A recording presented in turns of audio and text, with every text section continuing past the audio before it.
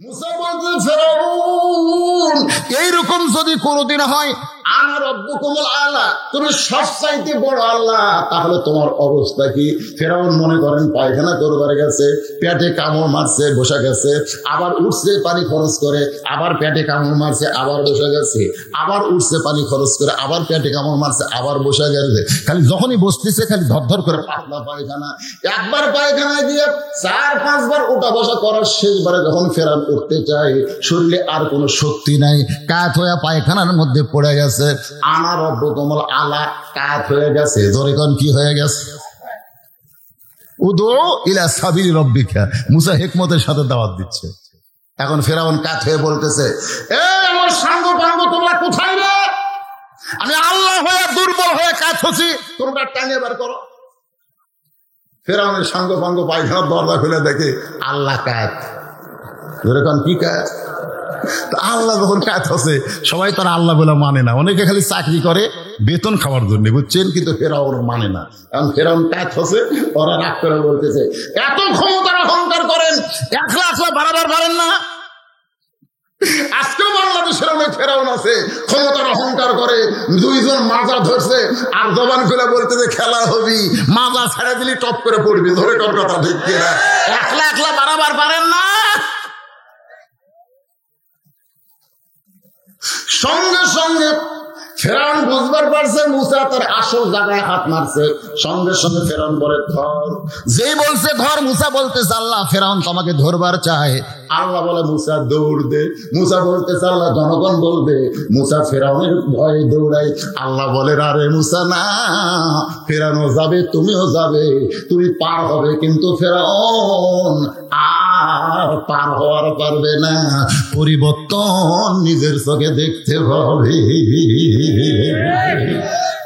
মুসা নবী দৌড়াই, ফেরাউন সাঙ্গ পাঙ্গ নিয়ে দৌড়াই। এমন একটা জায়গায় গেছে যে জায়গায় গেলে মুসার দৌড়াবার পারে না। মুসা বলে আল্লাহ সামনে দরিয়া, এখন কেমনি দৌড়াই? ফেরাউন বলে মুসা আর দৌড়াবি না, 3 দিকে আমরা সৈন্য সশস্ত্র হয়ে দাঁড়ায় গেছি, একদিকে দরিয়া, এখন তুই করবি কি? আল্লাহ ডাকতে বলে মুসা রে, নাসরুম মিনাল্লাহি ওয়া ফাতহুন কারীব ওয়া বাশশিরিল মুমিনিন। আমি আল্লাহ তোমার জন্য 12টা রাস্তা করে দিলাম। সাগর যখন রাস্তা হয়ে গেছে, মুসা নবী নীল সাগরের তলদেশে রাস্তায় গিয়া এক নিয়তে 4 রাকাত নামাজ আদায় করে। আল্লাহ বলে হাবিব ওই সাগরের তলদেশে মুসা নবীর 4 রাকাত নামাজ আমি আল্লাহর এতই ভালো লাগছে গো, আমি আপনার উম্মতের জন্য আসরের 4 রাকাত হিসাবে দিয়ে দিলাম। আপনার উম্মতেরা আসরের 4 রাকাত নামাজ যখন জামাতের সঙ্গে আদায় করবে, মুসা নবীর সমপরিমাণ সওয়াব আমি আল্লাহ দিয়া দিব। লিল্লাহি তাকবীর। জিনকে বাদ দিল, কারণ কি? আপনার বলেন কারণ আপনারা জানেন? না জানলে বলবেন জানি না। এই জানি না কথা বলতে শরম আছে? আপনাকে শরম লাগতেছে কেন ভাই? ওই হাঁটু ধরে বসছেন কেন? হাঁটু ছাড়া, কারণ এখানে বসার একটা আদব আছে তো, বুঝলেন না? এমন একটা বসা, এমন একটা জায়গা যে জায়গা তদারকি করতে কোনো র্যাব নাই, পুলিশ নাই, আল্লাহর লক্ষ লক্ষ ফেরেশতা আছে। ধরে কোন সুবহানাল্লাহ। শুধু আপনাকে দেখার জন্য আল্লাহ ফেরেশতা পাঠাইছে, এখানে দেখার জন্য। মাহফিল যখন শেষ হবে ফেরেশতারা থাকবে, আল্লাহ বলবে কোথায় গেছিলে? ফেরেশতাকে আল্লাহ আপনার হুকুম মোতাবেক তো আমরা শেরকুল কান্দি পড়ার মাহফিলে গেছিলাম। আল্লাহ কয় এত পেঁচাল করিস কে? আমি জিজ্ঞাসা করলাম কোথায় গেছিলে? ফেরেশতা বলে শেরকুল কান্দি পড়া, উত্তর পাড়ে মসজিদের উন্নয়ন করবে মাহফিল, আমরা সেখানে গেছিলাম। আল্লাহ বলতেছে দেখলা কি? কি দেখলা? ফেরেশতা বলে আল্লাহ আমরা কি দেখছি, আপনি তার চাইতে ভালো দেখছেন। আল্লাহ কয় এত পেঁচাল করিস কেন? তোরা কি দেখলি সেটা তো? ফেরেশতা বলতেছে আল্লাহ আমরা তো সারা জীবন দেখতেছি বাংলাদেশে 20 দল 14 দল। কয় দল? 20 দল 14 দল, কিন্তু আজকের মাহফিলে দেখলাম কোন দলাদলি নাই, সব এক দল। আওয়ামী লীগ, বিএনপি, জাতীয় পার্টি, জামাত, তাবলীগ, পীর মুরিদি সবাই এক জায়গায় বসেছে, কোনো ভূতাভূতি নাই, কোনো ভূতাভূতি নাই। আল্লাহ ফেরেশতা সাক্ষী থাক, আজকের জান্নাতের বাগানে যারা সুন্দরভাবে বসে থাকলো, আমি আল্লাহ জান্নাতের বাগানের ওসিলায় তাদের সকলকে জান্নাতে কবুল করে নিলাম। আপনি কি মনে করছেন এই জায়গায় আসা এটা আমাদের ভাগ্যের ব্যাপার? এটা জান্নাতে যাওয়ার একটা দরজা, বোঝেন না? দরজা পর্যন্ত আমরা এসে গেছি। এই জন্যই কোরআনের মাহফিলকে বলা হয় জান্নাতের বাগান। কি বলা হয়? জান্নাতের বাগান। একটু সুন্দরভাবে বসবেন। এই যারা দাঁড়িয়ে আছেন আপনারা বসেন। এখানে আসার পরে আর দাঁড়িয়ে থাকার দরকার নাই, বসে পড়েন, সবাই বসবেন। আর বসার সময় একটু সুন্দর হয়ে বসেন। তো এখন কি বলতেছি শোনেন। সমস্ত সৃষ্টির ভিতরে আল্লাহ মানুষকে শ্রেষ্ঠত্ব দান করে বলেছেন, লাকাদ খালাকনাল ইনসানা ফি আহসানি তাকবীর। এখানে বললেন ইন্নাল ইনসানা লাফি খুসর, মানুষগুলো ক্ষতির মধ্যে। আর এই আয়াতে বললেন লাকাদ খালাকনাল ইনসানা ফি আহসানি তাকবীর, সর্বোত্তম আকৃতি দিয়ে আমি আল্লাহ মানুষকে সৃষ্টি করেছি। সুবহানাল্লাহ। তাহলে কি বুঝলেন? আমাদেরকে আল্লাহ যদি ভালোই না বসবেন তাহলে সর্বোত্তম আকৃতি দিয়ে কেন সৃষ্টি করলেন? অন্য এক জায়গায় বলেছেন আল ইনসানু আশরাফুল মখলুকাত, সমস্ত সৃষ্টি জগতের ভিতরে মানুষ হলো ভদ্র জাত। জোরে করে সুবহানাল্লাহ। তো ভদ্র জাত ক্ষতির মধ্যে পড়বে, এটা আল্লাহর কেমন কথা? আল্লাহ বললেন ক্ষতির মধ্যে পড়বে না। ইল্লাল্লাযীনা আমানু ওয়া আমিলুস সালিহাতি ওয়া তাওয়াসাউ বিল হক ওয়া তাওয়াসাউ বিস সাবর। মেয়ে মানুষের কি পাশে বসে নাকি? এই গল্প করতেছে, গল্প করতেছে। এদেরকে প্রজেক্টর দেয়নি? প্রজেক্টর দিছে? এই মায়ের গল্প করেন কেন? মেয়ে মানুষের কোরআন শরীফ পড়ার জোরে যায় না। একটা মেয়ে মানুষ যদি জোরে কোরআন শরীফ পড়ে আর পরপুরুষ যদি শুনতে পায় তো পর্দার খেলা হবে, কোরআন পড়লেও পাপ হবে। তাহলে জোরে কোরআন শরীফ পড়লে যদি পাপ হয়, মেয়েরা জোরে কথা বলতেছে, আমরা যদি এখান থেকে শুনবার পাই সওয়াব হবে। যার যার বউ জোরে জোরে কথা বলতেছে, আল্লাহ কিন্তু বউ ধরবি না, স্বামী ধরবি। আপনাকে কার বউ জোরে কথা কয়? হ্যাঁ, হিসাব নাই। মানে আপনারা জানেন না আপনার বউ কেমন? আপনারা জানেন না? হ্যাঁ, আল্লাহ কোন নারীকে ধরবে না, ধরবে পুরুষকে। কারণ গন্ধম খাসে হাওয়া, ধরা খাসে আদম।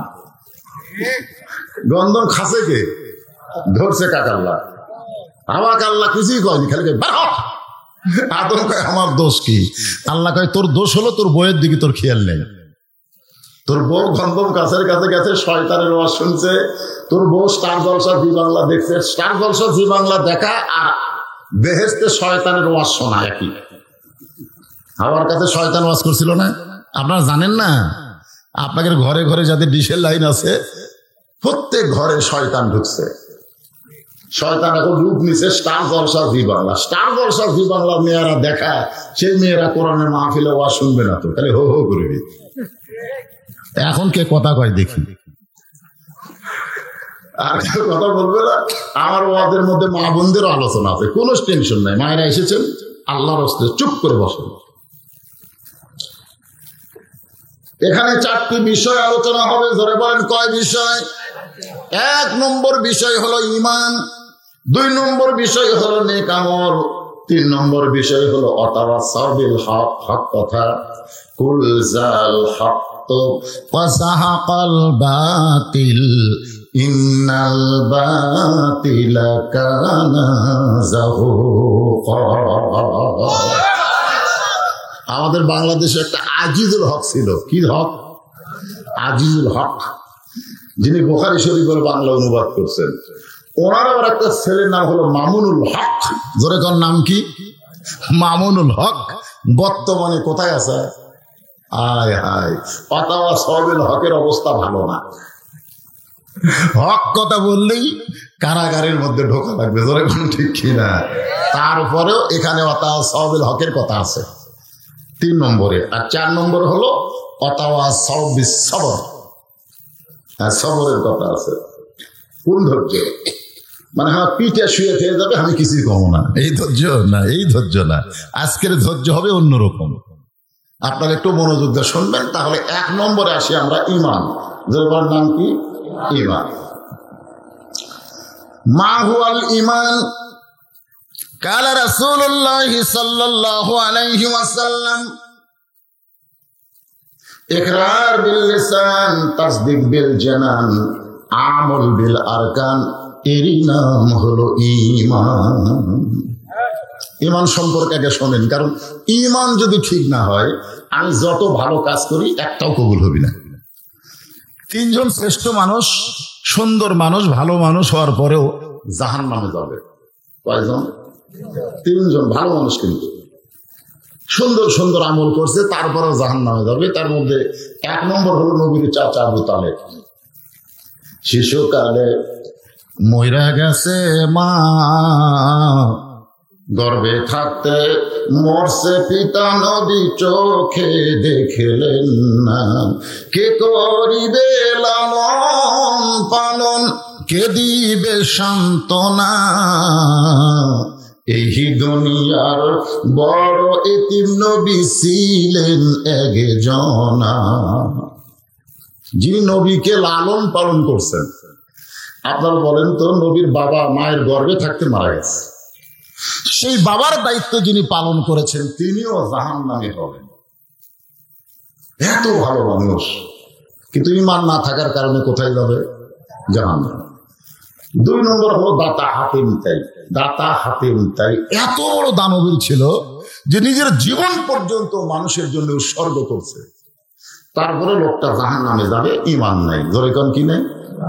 আর একটা হলো বাদশাহ নওশেরওয়ান, ন্যায়পরায়ণ বাদশাহ, যতদিন রাজত্ব করেছেন কোনোদিন ঘুমায়নি, সারা রাত মানুষের দুঃখ কষ্ট নিজের চোখে দেখেছেন, মানুষকে না খাওয়ায় নিজে কোনোদিন খায়নি। এত ভালো মানুষ হওয়ার পরেও জাহান্নামে যাবে, কারণ তার ঈমান ছিল না। এখান থেকে আপনারা কি বুঝলেন? ভালো যতই কাজ করি ঈমান থাকতেই হবে। এখন আমার সামনে আমরা যারা বসে আছি, আমি সহ সবাই, আমাদের কি ঈমান আছে? সবাই জোরে বলা লাগতো। আপনার যেভাবে টেনে টেনে বলতেছেন, মনে হয় ভেজাল আছে। ভেজাল?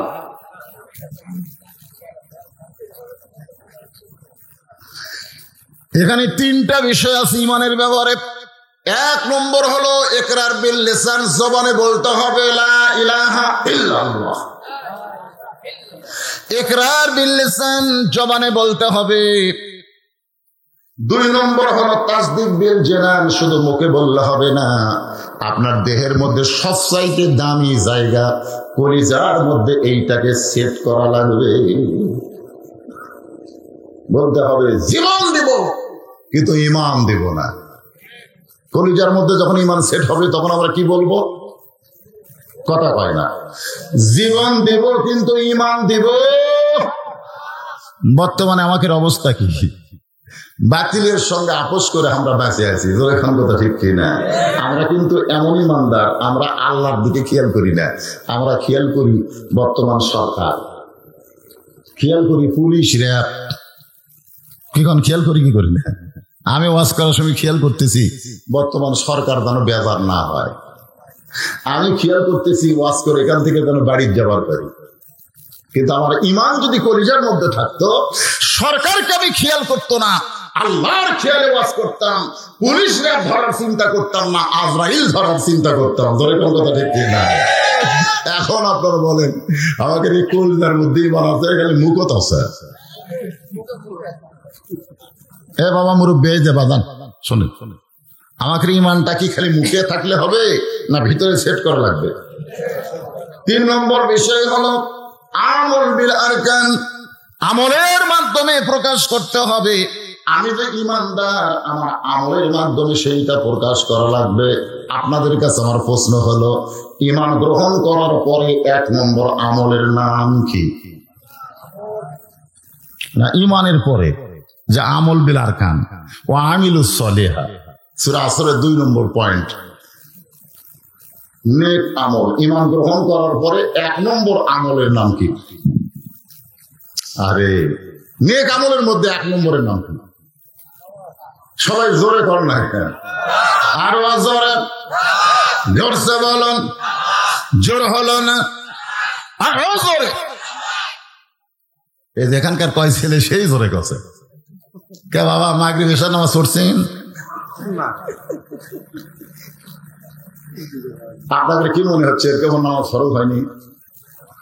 কখন নামাজ ফরজ হয়? কখন? 7 বছর থেকে নামাজের তালিম দেওয়া লাগবে। 10 বছর থেকে জোর করে তাকে নামাজ ধরাতে হবে। মাগরিবের সব নামাজ বাদ দিয়ে যারা আওয়াজ শুনতেছেন, ফজরের আগে যদি আপনি মারা যান, আপনার যত ঈমান মজবুত হোক না কেন, আপনি জান্নাতে যাওয়ার পারবেন? যদিও যান, ফিরে আসা লাগবে। আল্লাহ হয়তো দয়া করে সবাইকে বলবে যাও, সবাই জান্নাতে যাও। যেই বলবে সবাই জান্নাতে যাও, আমরা তো সেই দৌড়। জান্নাতের দরজার কাছে যায়, দেখবো হিয়া বড় একটা তালা। দরজা কি দিয়ে? তালা আটকান। তাল্লা বলতেছে জান্নাতে যাও। তো আমরা যারা নামাজ পড়েছি তারা জান্নাতের ওই তালার কাছে চাবি ঢুকাবো, কিন্তু যারা নামাজ পড়েনি ওরা খালি বলবো আল্লাহ আমাকে তো চাবি নেই। তো চাবি নেই কেন? আল্লাহ রাসূল বলেছে আসসালাতু মিফতাহুল জান্নাহ, নামাজ হচ্ছে বেহেশতের চাবি। আমরা তো নামাজ পড়িনি, তাহলে পায়েও ফিরে যা। আবার ওই যাকে চাবি আছে তারা কতগুলো চাবি ঢুকাবি বুঝবেন, কিন্তু ঘুরবি না। এরকম ঢুকলো ঘরে না, ঘরে না, তো না ঘুরলে তো তালা খুলবি না। তো কয় আল্লাহ আমাকে চাবি ঢুকছে কিন্তু ঘোরে না। আল্লাহ কয় দেখ তো 5টা দাগ আছে, চাবির মধ্যে 5টা দাগ আছে। তখন দেখবে না রে আমাকে চাবির তো দাগ নেই, তোরা খালি দুম্বা মারছে, তারা খালি দুম্বা মারছে। খালি যারা জুমার নামাজ পড়েছে 5 ওয়াক্ত পড়েনি, এরাও জান্নাতের দরজার যে ফেরত আসা লাগবে, এরাও ঢুকতে পারবি না। কিন্তু যারা 5 ওয়াক্ত নামাজ ধরেছে, এদের চাবির মধ্যে 5টা দাগ থাকে, খালি দুইটা এর একটা শব্দ কট্টস করে শব্দ পাক করে খুলে দিবে। খুশি না বেচার? সবাই খুশি হননি, কারণ সবাই তো 5 ওয়াক্ত পড়তেছেন না, খুশি কেমনে হবেন? তাহলে ঈমানের পরে 1 নম্বর আমল, নেক আমলের মধ্যে 1 নম্বর আমল হলো নামাজ। জোরে বলেন নাম কি? আল্লাহ রাসূল বলেছেন লা সালাতা লা ঈমানা, যার নামাজ নাই তার ঈমান নাই। যার নামাজ নাই তার কি নাই? আল্লাহ রাসূল বলেছেন বাইনাল আবদি ওয়াল কুফরি তারকুস সালাত, বান্দার কাফের মধ্যে পৃথক করার জিনিস তার নামই হলো নামাজ। যারা নামাজ আদায় করবে তারা আল্লাহর বান্দা হবে, আর যারা নামাজ পড়বে না তারা হবে কাফের। এটা কি আমার কথা না রাসূলের কথা? আমি যেই বলবো বেনামাজি, আপনারা বলবেন কাফের। বলতে পারবেন না ভাই? না বেনামাজি, বেনামাজি। এখন মাগরিব এশা যারা পড়েননি এরা কি? আরো জোরে, জোরসে বলুন। আগেবার যেভাবে বললেন এখন আর জোর সেরকম জোরে হচ্ছে না, কারণ এখানে অনেক আছে মাগরিব এশা পড়েনি।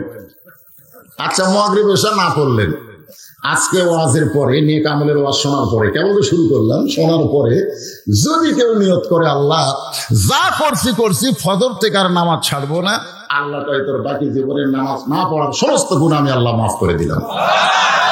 আল্লাহ পারে কি পারে না?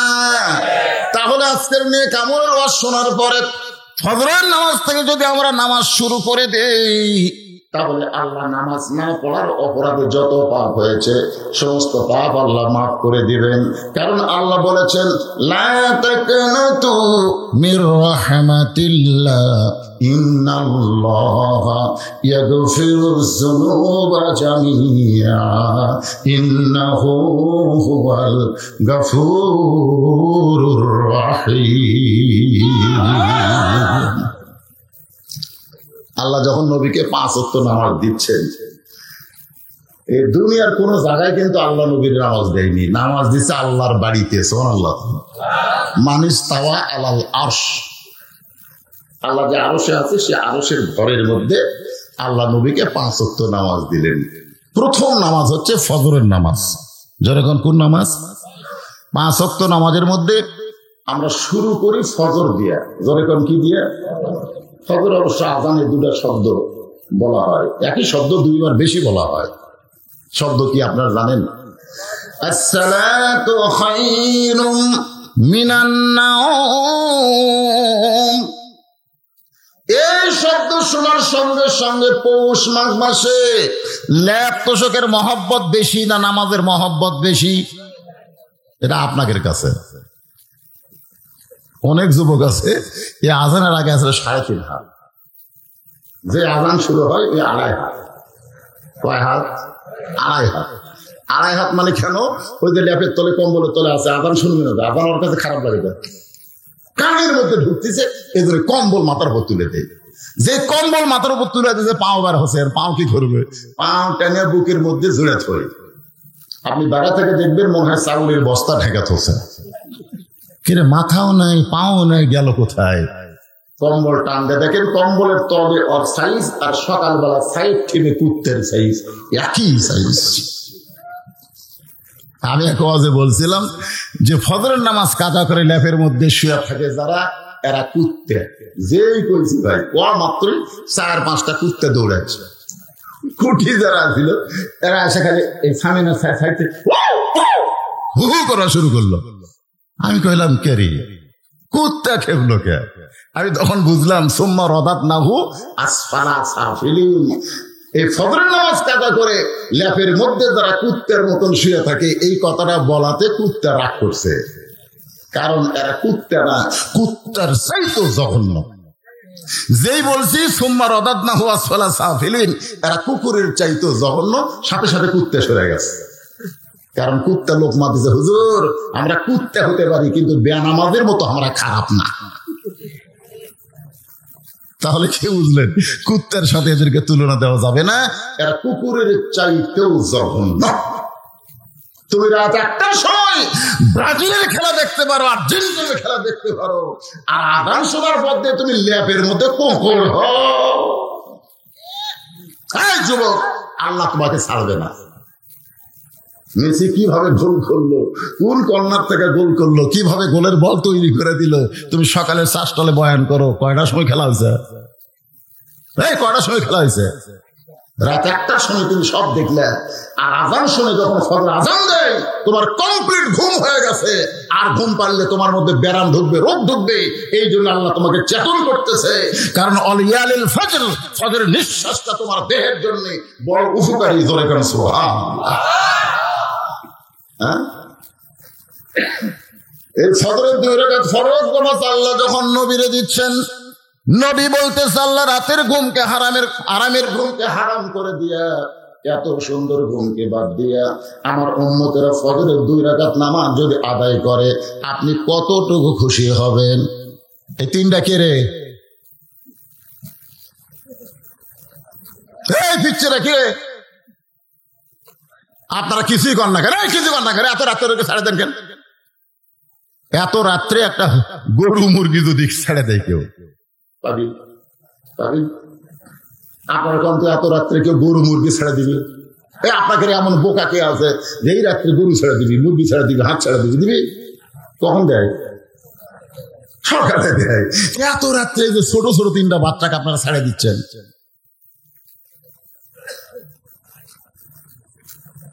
কি এখানে বুঝুক না বুঝুক বসে থাক। রহমতের ফেরেশতারা রহমত বর্ষণ করতেছে, ওদের উপরে রহমত বর্ষণ করে ওরা হেদায়েত পেয়ে যাবে। বসে থাক, সবাইকে বোঝা লাগবে না তো, বসে থাক, ঘুম পাড়ুক, অসুবিধা নেই। কিন্তু এত রাত্রে ছেড়ে দেন না বাজান, ছোট ছোট বাচ্চাদের বসে রাখবে।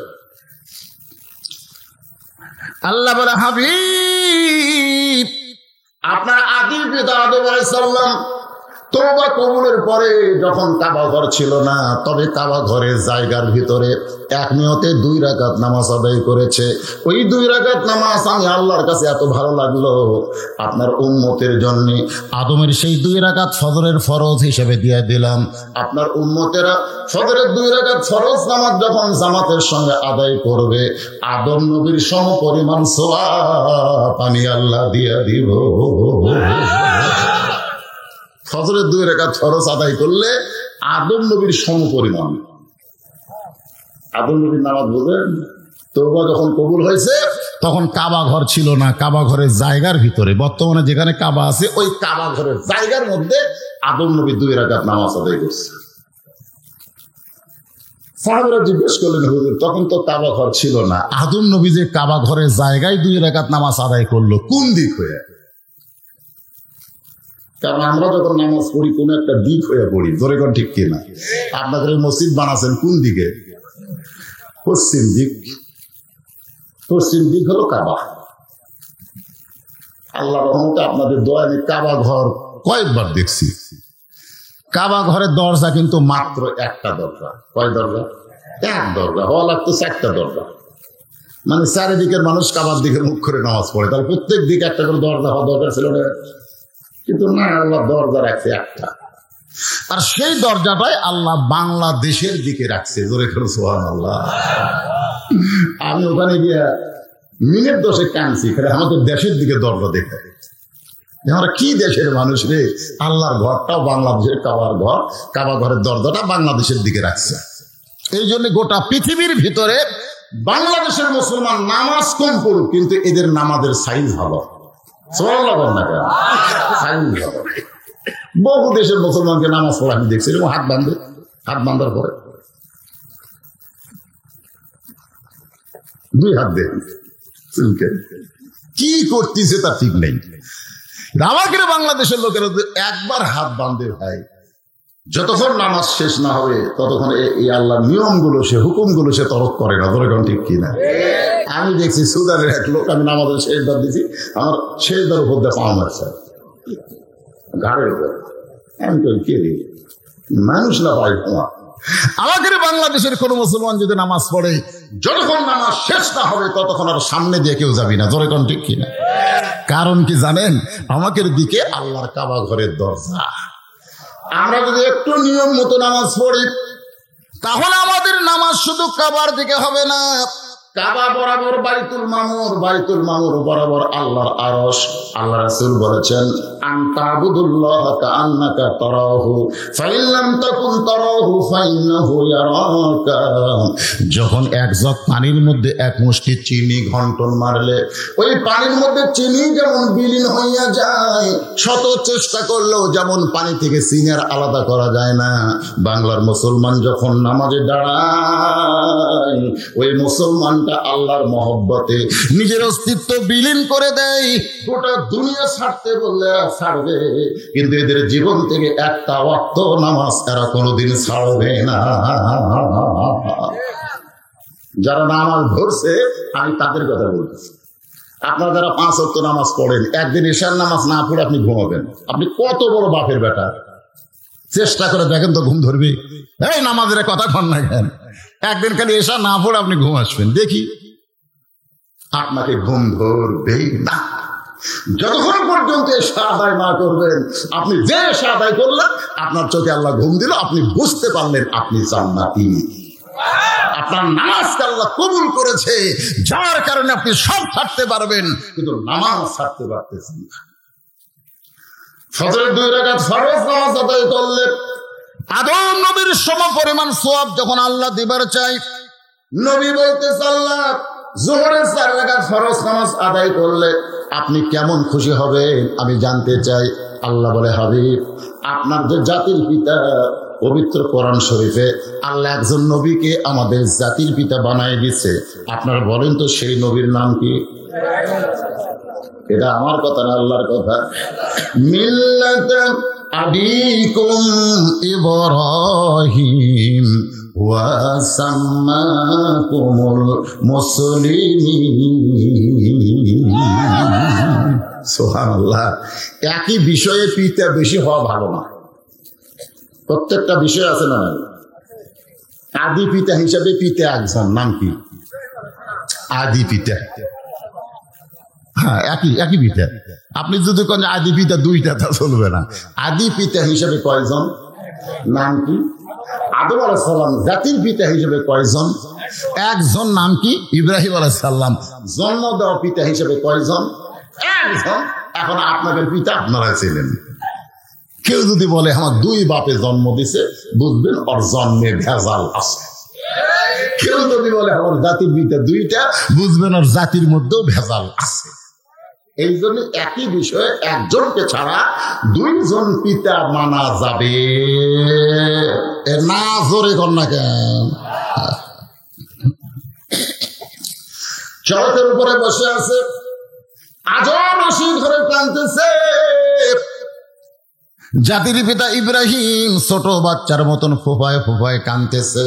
ফেরেশতা জিবরাইল বলে, ওগো ইব্রাহিম, আপনি কাঁদবেন না। যদি আপনি চান, আল্লাহ আমাকে 600 পাকা দিয়েছে, একটা পাকার বাতাস দিব, আগুনের চুলা নিভে যাবে। আমাদের জাতির পিতা বলে, জিবরাইল, আমি কান্দি ওই আগুনের চুলার জন্য না, আগুনে পড়ার জন্য না, আমি কাঁদতেছি কারণ সন্তান যখন বিপদে পড়ে তখন বাবার কাছে সহযোগিতা চায়। কিন্তু আমি এমন একজন বাবার সন্তান, আমি বাবার কাছে সহযোগিতা চাইতে পারলাম না, বরং বাবাই আমাকে আগুনে ফেলে দেওয়ার জন্য রশি টানতেছে। আমি এমন একটা বাবার সন্তান। কি বাবা রে?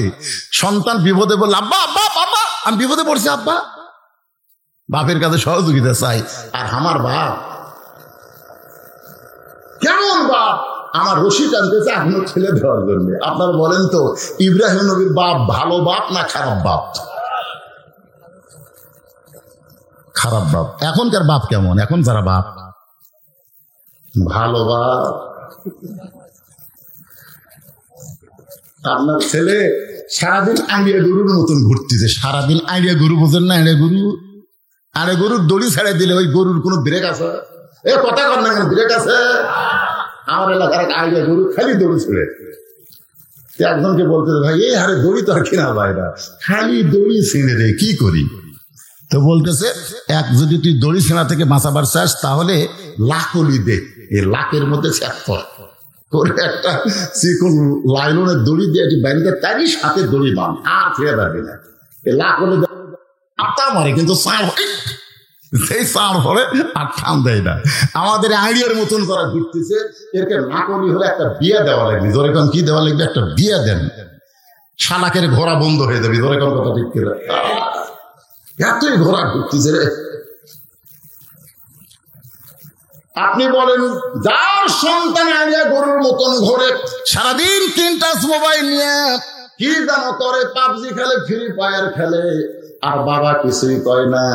ওই বাবা আজরের চাইতেও বেশি খারাপ, কারণ আজর তার সন্তানকে নমরুদের চুলার মধ্যে ফেলে দেবার চায়, আর বর্তমানের বাবারা তার সন্তানকে জাহান্নামের আগুনে পুড়াবার চায়। আল্লাহ কোরআনে বলেছেন, কু আনফুসাকুম ওয়া আহলিকুম নারা, জাহান্নামের আগুন থেকে যদি বাঁচতে চাও বাবা, তুমি একলা বাঁচতে হবে না, তোমার হাল পরিবার সন্তানদেরকে নিয়ে বাঁচতে হবে। জোরে কোন ঠিক? আপনার 17 বছরের একটা মেয়ে আছে, 18 বছরে বিয়ে দিবেন। বাংলাদেশ সরকার নিয়ম করছে, মেয়েদের হওয়া লাগবে 18, ছেলেদের হওয়া লাগবে কত? কথা কয় না, 21। আচ্ছা 21 ভাই, যাই হোক, মেয়েদের কত? এই ব্যাপারে তার কোনো সন্দেহ আছে? তাহলে 18 বছর আপনি বিয়ে দেবেন, 17 বছর বয়স আপনার মেয়েটা গোটা পাড়া ঘুরতেছে, সাইজা গুইজা ঘুরতেছে, হাই হিল করে কিলকিল করতেছে। আপনি বাবা হিসেবে আপনার দায়িত্ব কি? কি দায়িত্ব?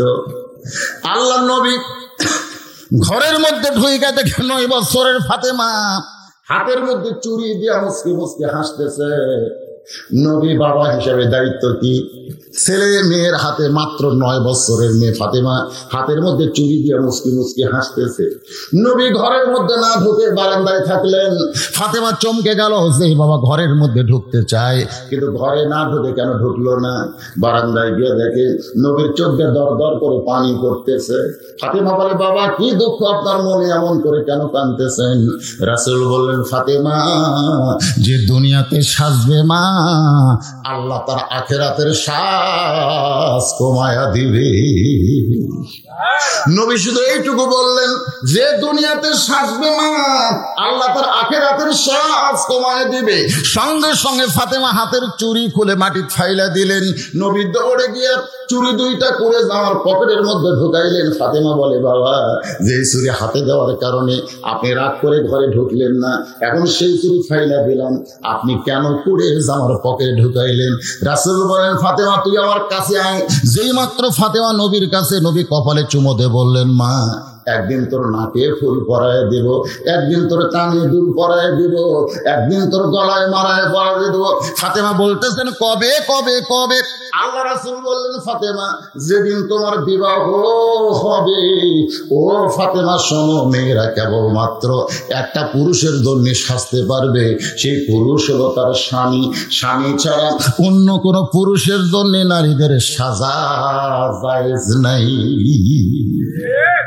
নবী তার মেয়েকে এই তালিম দিয়েছে। ফাতেমা, তুমি মনে করো না তোমার বাবা আল্লাহর নবী বলে তুমি জান্নাতে যাবা, তোমার বাবা আল্লাহর নবী বলে তুমি জান্নাতে যাবা, তোমার স্বামী আসাদুল্লাহিল গালিব বলে তুমি জান্নাতে যাবা, তোমার সন্তান জান্নাতি যুবকদের সর্দার বলে তুমি জান্নাতে যাবা, এটা কখনোই মনে করো না। জান্নাতে যদি যাওয়ার চাও, জান্নাতের আমল করে তোমাকে জান্নাতে যেতে হবে। নবী যদি তার মেয়েকে এমন তালিম দেয়, তাহলে আমরা নবীর উম্মত হিসেবে আমাদের মেয়েদেরকে তালিম দেওয়ার দরকার আছে না নাই? কতক্ষণ আছে না নাই? আজর যখন রশিদে টান মারল, ইব্রাহিম নবী আগুনের নমরুদের আগুনের চুলার মধ্যে পড়লো। পড়ার সঙ্গে সঙ্গে আল্লাহ ঘোষণা করলেন, কুলনা ইয়া নারু কুনি বারদাও ওয়া সালামান আলা ইব্রাহিম। আগুনের চুলা শান্তির বাগান। খুশিতে ইব্রাহিম নবী 1 মিনিটে 4 রাকাত নামাজ আদায় করে। আল্লাহ ডাকতে বলে, হাবিবুল্লাহ, ওই নমরুদের আগুনের চুলা শান্তির বাগান পাইয়া আপনার জাতির পিতা শুকরিয়া তার 4 রাকাত নামাজ আদায় করেছে। ওই 4 রাকাত নামাজ আমি আল্লাহর এত ভালো লাগছে, আপনার উম্মতের জন্য রেখে দিয়েছি, সেই জোহরের 4 রাকাত হিসেবে দিয়ে দিলাম। যখন জোহরের 4 রাকাত জামাতের সঙ্গে আদায় করবে, ইব্রাহিম নবীর সমপরিমাণ সওয়াব আমি আল্লাহ আমলনামায় দিয়ে দিব। সুবহানাল্লাহ। নবী বলতেছে, আল্লাহ আমার উম্মতেরা খালি দিয়ে শোনে যে ফজর বললে আদমের সমান সওয়াব, যোহর বললে ইব্রাহিম নবীর সমান সওয়াব। আমি ওয়াদা করতেছি আমার উম্মতেরা জীবন যাবে, গোটা জীবনে কোনোদিন ফজর যোহর কাজা করবে না। নবী আল্লাহর কাছে ওয়াদা করছে, আমার উম্মতেরা জীবন যাবে, কিন্তু ফজর আর জোহর কোনোদিন কি করবি না, কাজা করবি না। এটা কিন্তু আমরা যারা নবীর উম্মত আর যারা কাজা করতেছি, এরা শয়তানের উম্মত। কথা কর না কেন? নবী ডাকতে বলে, আল্লাহ, আসরের 4 রাকাত ফরজ আদায় করলে আপনি কেমন খুশি হবেন একটু শুনতে চাই। আল্লাহ বলেন, হাবিব, আপনার উপর যেই কিতাব আমি নাজিল করেছি, এই কিতাবের মধ্যে সবচাইতে বেশি যেই নবীকে নিয়ে আলোচনা হয়েছে, ওই নবীর নাম হলো মুসা কালিমুল্লাহ। নবীর নাম কি? হ্যাঁ, খুবই আলোচনা করছে আল্লাহ। মুসা নবী মাঝে মধ্যে তুর পর্বতে যাইতেন। কোথায় যাইতেন? তুর পর্বতে। তুর পর্বতে গেলে আল্লাহর সঙ্গে গল্প হয়। রাসূল বলেছেন, মুসা নবী তুর পর্বতে গেলে আল্লাহ যেমন খুশি হয়, আমার উম্মতেরা দৈনিক 5 বার মসজিদে আসবে, আল্লাহ এর চাইতে বেশি খুশি হবে। আপনারা তুর পর্বতে যাওয়ার পারবেন, কিন্তু এর চাইতে বেশি দামি জায়গা হলো আল্লাহর ঘর মসজিদ। কয়বার? দৈনিক 5 বার। আমরা কার সঙ্গে দেখা করবার যাই? কার সঙ্গে কথা বলি? যখন ইমাম সাহেব সূরা ফাতিহা পড়ে, যখন ওটা জোরে নামাজের মধ্যে ইমাম সাহেব পড়তেছে, আমরা শুনতেছি, ঠিক কিনা বলেন? রাস্তায় নামাজে সবাই পড়ি, তাহলে আমরা কার সাথে কথা বলি? আল্লাহ। আপনি যখন বলেন আলহামদু, আল্লাহ বলে নিমানিল হাম। আমি যখন বলি লিল্লাহি, আল্লাহ বলে মা লিল্লাহ। মানে এভাবে বান্দার সাথে আল্লাহর কথা হয়। আমাদের কথা খেলে আল্লাহ শোনে, কিন্তু আল্লাহর কথা আমরা শুনবার পাই না। এত গান বাজনা শুনলে ওই কথা শোনা যায়? আজে বাজে বউ চিল্লাই শুনতে শুনতে আমাদের কান কি হয়ে গেছে। এই জন্য আল্লাহ বলেছেন, খাতামাল্লাহু আলা কুলুবিহিম ওয়া আলা সামিহিম ওয়া আলা আবসারিহিম গিশাওয়া। তোমাদের অন্তরে মোহর মেয়র মারার কারণে তোমরা চোখেও দেখো না, কানেও শোনো। মানে আমাদের এমন অবস্থা হয়েছে ভাই, আমরা এখানে আজে বাজে শুনবার চাই, আল্লাহর কথা আমরা শুনতে পাই না। ধরে কোন ঠিক। একদিন মুসা নবী তুর পর্বতের কিনারায় দাঁড়ায় আছে, আসরের 4 রাকাত বলতেছে, একটু মনোযোগ দিয়ে শোনেন। তো আল্লাহ ডাক দেওয়া, মুসা রে, হে মুসা তোর খবর কি? মুসা বলতেছে আলহামদুলিল্লাহ। যেরকম আমি শুনবার চাইলাম আপনারা কেমন আছেন, আপনারা কি করেছেন? আলহামদুলিল্লাহ। তা আমি যে শুনতে চাইলাম আপনারা কেমন আছেন, তাহলে আপনাকে শোনার দরকার আছে না? আপনার যে একটা লোক বললেন না হুজুর আপনি কেমন আছেন, মানে গত বছর আসবার পারেননি, সে আগে আছেন। বুঝতে পারছি তো, আমরা বক্তারা যদি মাহফিলে না আসি জনগণ যা খাবে ভাই, কিন্তু কি জন্য আসতে পারি না এটা অনেকেই চিন্তা করে না। আসলে তো আমাদেরই লাভ রে পাগলা, আসলে আমাদের লাভ নেই। এই খাওয়া দাওয়া কি যাতা খাওয়া, খাসি গরু কত কি খাওয়াইছে, আবার ওয়াজের পরে পকেট ভরে টাকা দিবে, লাভ তো আমাদের। আসবার পারি না, হাসপাতালে শুয়ে থাকি। আমি নিয়ত করছি আগামীতে আর ওয়াজি করবো না, আপনাকে জোরহাত করতেছি ভাই, যার যা পাওনা আছে লিয়ে আমাকে মাফ করে দেন। কারণ শরীর একেবারে অর্ধেক হয়ে গেছে, রক্তের প্লাটিনেট কমে গেছে, যেখানে থাকা লাগবে 1.5 লাখ সেখানে মাত্র আছে 39,000। ডাক্তার বলেছে ওয়াজ করলে স্ট্রোক করে যে কোনো সময় পড়ে যাবেন, আপাতত ওয়াজ ভাবতেন বাদে দিছিলাম। গত বছর আসতে পারেন, ওনার গাড়ি নিয়ে গেছে আমার ওখানে, যেভাবে পারেন যাওয়া লাগবে, ওয়াজ না করলে বসে থাকে। আপনারা বলেন তো, আমার লাগার লোক আসে কালো মানুষ হলো নিজের রহমান আজারের মতো আমার ঢপ আছে, তাহলে না 1 ঘন্টা বসে থাকলো, ঢপের দিকে চাই থাকলেন, কেরে ঢপ আছে যাই খালি বসে থাকবেন, খালি বসে থাকলে মানুষ দেখবি। কিন্তু ওটা আপনাকে কথা, অসুস্থ হলে কি হবে, যাওয়াই লাগবে। তা আমার মা আমাকে বলতেছে বাজান এই ব্যবসা বাদ দে, কারণ আমার মা চায়, আমি বাবার জানাজা করছি, বাবার জানাজা করতে আমি 8 ঘন্টা কাঁদছি। আমার মা চাই যে আমি মরে গেলে আমার জানাজাও যেন আমার বেটা করে, কিন্তু আমার যে অবস্থা, আমার মা বিশ্বাসই করতেছে না যে আমি মায়ের জানাজা পড়ার পারবো। মা বলতেছে তুই মরবো আমি কাঁদবো। এই জন্য মা খালি আর পাও হাত দেয়নি, তবে 2 হাত ধরছে, ধরে বলতেছে আমার যা জমা জমি আছে সব তোর মাদ্রাসা দান করে দেবো, কারণ বাপের নামে আর মায়ের নামে মাদ্রাসা এতিমখানা করছি। মা বলতে আমার যা আছে সব দিন তুই ওয়াজ বাদ দে। তা আপনাদের এই শের করে আর হয়তো জীবন আসা হবে না, আজকে শেষ আসা।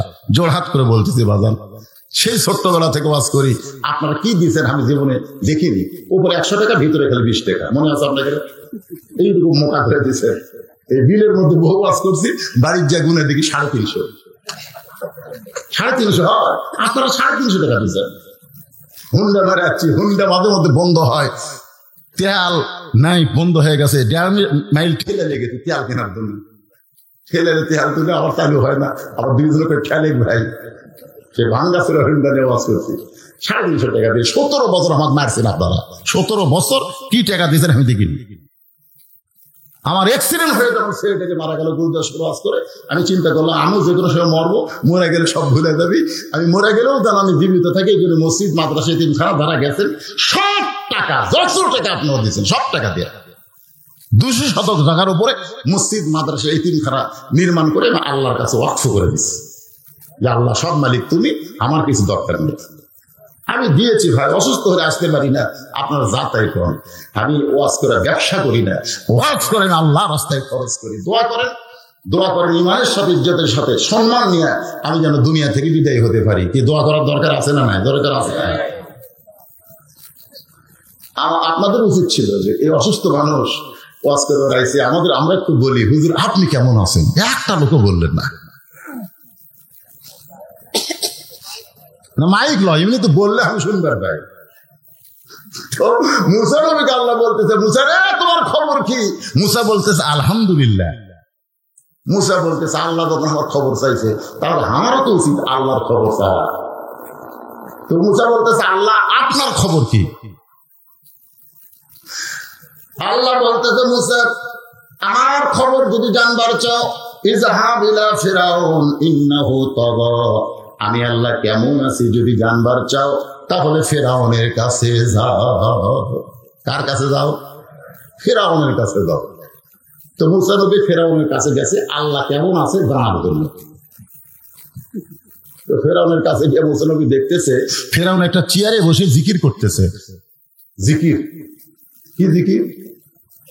আমার দয়াল বাবার দরবারেতে কেউ ফিরে না খালি হাতে। আপনার বলেন তো এটা কার জিকির? এ কথা কন না কেন, এটা কার জিকির? এটা আল্লাহর জিকির। আমাদের বাংলাদেশে এরকম জাকের পেটে আছে না নাই? আল্লাহরে ধন নবীরে দিয়া, আল্লাহ আছে গায়েব হইয়া, নবীর ধন খাজা নিয়া, শুয়া আছে আজমিরে, কেউ ফেরে না খালি হাতে, খাজারে তো দরবারে। আপনার নাউজুবিল্লাহ কম। তো এখন মুসা নবীর গায়ে থেকে ফেরাউন জিকির করতেছে। জিকিরটা হলো আনা রব্বুকুমুল আলা, আনা রব্বুকুমুল আলা, আমি সবচাইতে বড় আল্লাহ। আপনারাই বলেন ভাই, কিছুক্ষণ আগে তুর পর্বতে মুসা কার সাথে কথা বলছে? এখন আল্লাহর সাথে কথা কয়ে যদি কাউকে দেখে যে সবচাইতে বড় আল্লাহ, এটা শোনার পরে মুসা নবী কি ধৈর্য ধরবি না রাগ করবে? তো কিছুক্ষণ আগে আমরা কার কোরআন করছি? আল্লাহর কোরআন। আল্লাহর কোরআনের মধ্যে আমরা দেখলাম, হুজুরও দেখছে, আপনারা দেখছেন, তাবারাকাল্লাযী বিয়াদিহিল মুলক। এই কোরআনের মধ্যে আমরা দেখলাম তাবারাকাল্লাযী বিয়াদিহিল মুলক ওয়া হুয়া আলা কুল্লি শাইইন কাদির। একমাত্র রাজত্ব আল্লাহর চলবে, আল্লাহ ছাড়া কারো রাজত্ব আমরা মানি না। জোরে জোরে কথা ঠিক।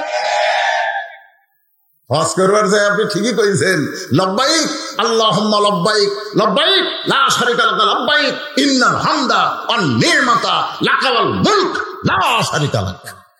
আপনি ঠিকই কইছেন যে রাজত্বের ভিতরে, রাজনীতির ভিতরে একমাত্র আল্লাহ ছাড়া অন্য কাউকে মানি না। আবার বাংলাদেশে অন্য একটা মানুষের আপনি রাজনীতি করতেছেন, তাহলে তো ফেরাউনের মতোই। কার মতো? কথা কন না কেন? ফেরাউনের মতো। মুসা কয় এখন আল্লাহর সাথে কথা বললাম রে, আর এ কি কয় আমি বড় আল্লাহ। মুসা নবী হাত চুলকাচ্ছে। কি চুলকাই? হাত চুলকাই। একটা মারবি, কারণ মুসা নবীর মায়ের অভ্যাস বেশি। আজরাইলকেও পর্যন্ত ছাড় দেয়নি। কথা ঠিক দিয়ে না, খালি আজরাইল কাছে ওকে মুসা নবী দান কবজ করবার চাই। মুসাকে চাই, আজরাইল দান কবজের কথা শুনে আমার ডাকে কেন? আজরাইল যে আসতেছে মুসা একেবারে ডাইরেক্ট কানেকশন কার সাথে? কথা কর না কেন? ওই মোবাইল টিপা লাগে না, এর নম্বর টিপা লাগে না, এই নম্বর টিপা ছাড়াই ডাইরেক্ট আল্লাহ আজরাইল আসতেছে আমার দান কবজ করবে, আমি কিন্তু একটা চর মারবো। আল্লাহ বলতেছে আজরাইল কত বড়, তুমি কত ছোট, তোমার এই ছোট হাতের চর আজরাইল লাগবে। মুসা বলতেছে আল্লাহ তুমি কি মনে করছো আমি একলা মারবো? আল্লাহ তোমার সাথে কি আছে? মুসা বলতে বিসমিল্লাহ, বিসমিল্লাহ হয়ে মারবো, না লাগলে তুমি দুর্বল হয়ে যাবা, কারণ আমি তো একলা না, আমার সাথে বিসমিল্লাহ থাকবে। আল্লাহ কয় মুসারি বিসমিল্লাহ কয় মারছে, মুসার হাতের সাথে আল্লাহর কুদরতে হাত জোড়া দিয়ে আজরাইল লোক লাগিয়েছে। এখন আল্লাহর হাতের পাওয়ার তো বুঝতেছেন ভাই, চোখের মুনি উল্টে গেছে। মুসা যখন আঙ্গুল চুলকায়, হাত চুলকায়, আল্লাহ বলতেছেন উদউ ইলা সাবিলি রাব্বিকা বিল হিকমাহ মাউইযাতিল হাসানা। আল্লাহু আকবার। মুসা রে, আমি আল্লাহ কেমন আছি জানার জন্য তোমাকে ফেরাউনের কাছে পাঠাইছি, কিন্তু ফেরাউনকে মারার জন্য নয়। যদি পারো ফেরাউনকে হিকমতের সঙ্গে দাওয়াত দাও। মুসা ডাকতে বলে রে ফেরাউন, তুমি যে জিকির করতেছো আনা রব্বুকুমুল আলা, আমি সবচাইতে বড় আল্লাহ, তুমি যে আল্লাহর দাবি করতেছো, তুমি খাও না খাওয়াও? কারণ আমি যে আল্লাহর দাওয়াত দেই সে আল্লাহ খায় না, সে আল্লাহ খাওয়ায়। আপনারা বলেন তো আমাকে আল্লাহ খায় না খাওয়ায়? আল্লাহ কোরআনে বলেছেন ওমা মিন দাব্বাতিন ফিল আরদি ইল্লা আলাল্লাহি রিজকুহা। পৃথিবীতে এমন কোন বিচরণশীল প্রাণী নাই যার রিজেকের ব্যবস্থা আল্লাহ করেনি। ধরে কোন কথা ঠিক? যে এদের আকাশ দিয়ে পাখি উড়ে যাওয়ার সময় পাখি যদি পায়খানা করে মাটি পড়ে একটা ঘাস হয়ে যায়, হয় কি হয় না? আপনাকে যত বন বনান্তে যত গাছ, এই গাছকে আপনারা লাগাচ্ছেন, পাখি যাওয়ার সময় পায়খানা করছে, পায়খানা করে একটা গাছ আছে।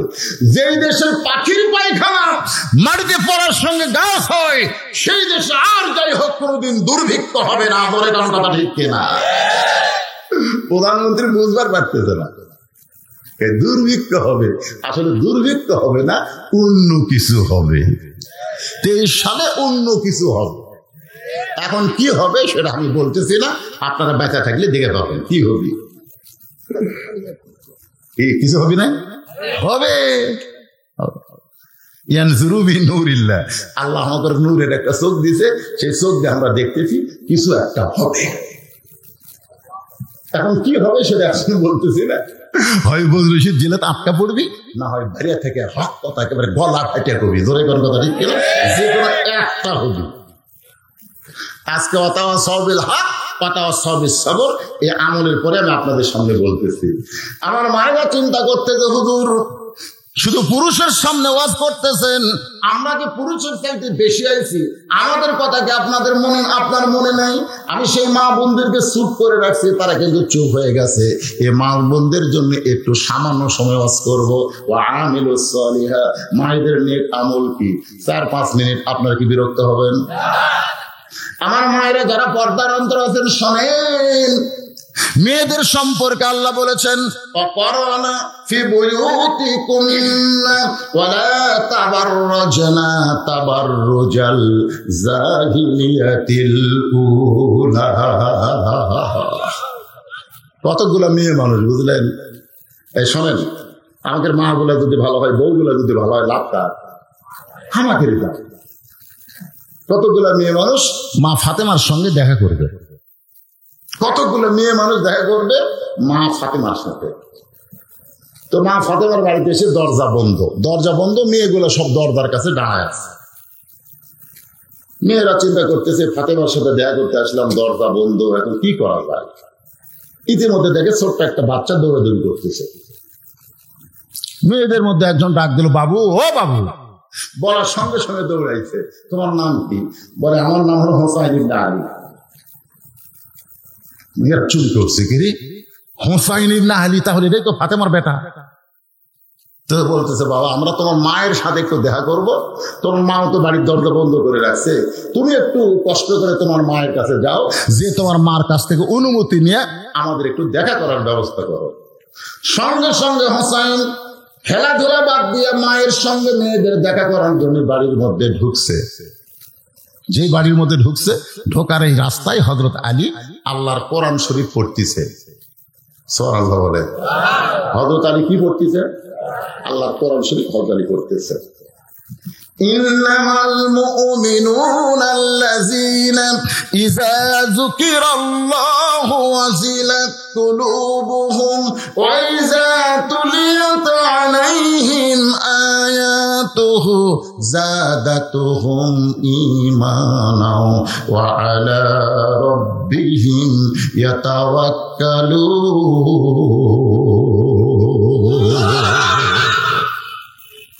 হযরত আলী আল্লাহর কোরআন শরীফ পড়তেছে, ইতিমধ্যে হোসাইন ঢুকতেছে। সঙ্গে সঙ্গে হযরত আলী কোরআন শরীফ পড়া বাদ দেয়। সেই করেছে হোসাইন, হোসেন ব্রেক করে বাইরে খেলাধুলা করতেছিলি, বাপের বাচ্চা খেলাধুলা বাদ দিয়ে তুই দৌড় মারিস কোথায়? হোসেন বলতেছে, আব্বু কতগুলো মেয়ে মানুষ দরজার দাঁড়িয়ে আছে, আমার মায়ের সঙ্গে দেখা করবে, আমি একটু ঢুকতেছি মায়ের ঘরে অনুমতি নেওয়ার জন্য। আলী বলতেছে, পাগলা তোর বয়স কত? হোসেনকে বলতেছে, তোর বয়স কত? বলে, আমার বয়স কত আপনি ভালো জানেন। আলী বলতেছে, এই জন্যই তো ব্রেক করাইছি, কারণ তোর যে বয়স হয়েছে এই বয়সে তুই মায়ের ঘরে ঢুকতে গেলে তোর মায়ের অনুমতি লাগবে। খালি মেয়েরা তোর মায়ের সঙ্গে দেখা করতে গেলে অনুমতি লাগবে না, তুই ঢুকতে গেলে অনুমতি লাগবে। কারণ তোমার মা এখন অন্দর মহলে আছে, অন্দর মহলে সবাই ঢুকতে পারে না, ঢুকতে গেলে অনুমতি লাগবে। তোমার বয়স হলো 4 বছর, 4 বছরের ছেলে মায়ের ঘরে ঢুকতে গেলে বলতে হবে, মা আমি হোসাইন একটু ঢুকবার চাই। মা যদি বলে 1 মিনিট পরে ঢোক, এখন ঢোকা যাবে না, কারণ এখন আমরা গায়ের মধ্যে কাপড় চোপড় ঠিক নাই। কারণ 4 বছর ছেলে যা দেখবে বুঝতে পারবে, যখন বুঝতে পারবে কি পারবে না? মা বলতেছে 1 মিনিট পরে ঢোক, তার মানে কি সাথে সাথে ঢোকা যাবে না। তুমি 4 বছরের ছেলে হয়েছে, এখন তোমার মায়ের ঘরে ঢুকতে তোমার মায়ের অনুমতি লাগবে। আবার বাবা যদি মেয়ের ঘরে ঢোকে, মেয়ে যদি বড় হয়, তাহলে যখন তখন বাবা মেয়ের ঘরে ঢুকতে পারবে না, ঢুকতে গেলে মেয়েরও অনুমতি লাগবে। ঠিক রাখান। আপনি 2 বছর মেয়েকে বুকে নেন, চাপে ধরেন, চুমা খান, অসুবিধা নেই। 4 বছর মেয়েকে আপনি বুকে নেন, চাপে ধরেন, চুমা খান। কিন্তু 7 বছর যখন হবে তখন আর চাপে ধরে পারবেন না, চুমা খাবার পারবেন। যখন 10 বছর হবে তখন আর মুখে চুমা খাবার পারবেন না, কপালে চুমা খাবেন, হাতে চুমা খাবেন। আপনার 12 বছর 15 বছর মেয়ে হলে আপনি কপালেও আর খেতে পারবেন না, হাতে চুমা খাবেন। আপনার মেয়ে হতে পারে, তাই বলে যখন তখন সব করা যাবে না। ধরে কণ্ঠে 2 বছর মেয়ে ঘরের মধ্যে ঢোকেন, কিন্তু মেয়ের বয়স যখন 10 বছর হচ্ছে আপনি ইচ্ছা মতো ঢুকতে পারবেন না। ঢুকতে গেলে মেয়েকে বলা লাগবে, মা আমি তোমার বাবা একটু ঘরে ঢুকতে পারছি। মেয়ে যদি বলে আব্বু একটু দেরি করে আসেন, আপনি দেরি করবেন, ব্রেক করবেন, খারাপ হবেন।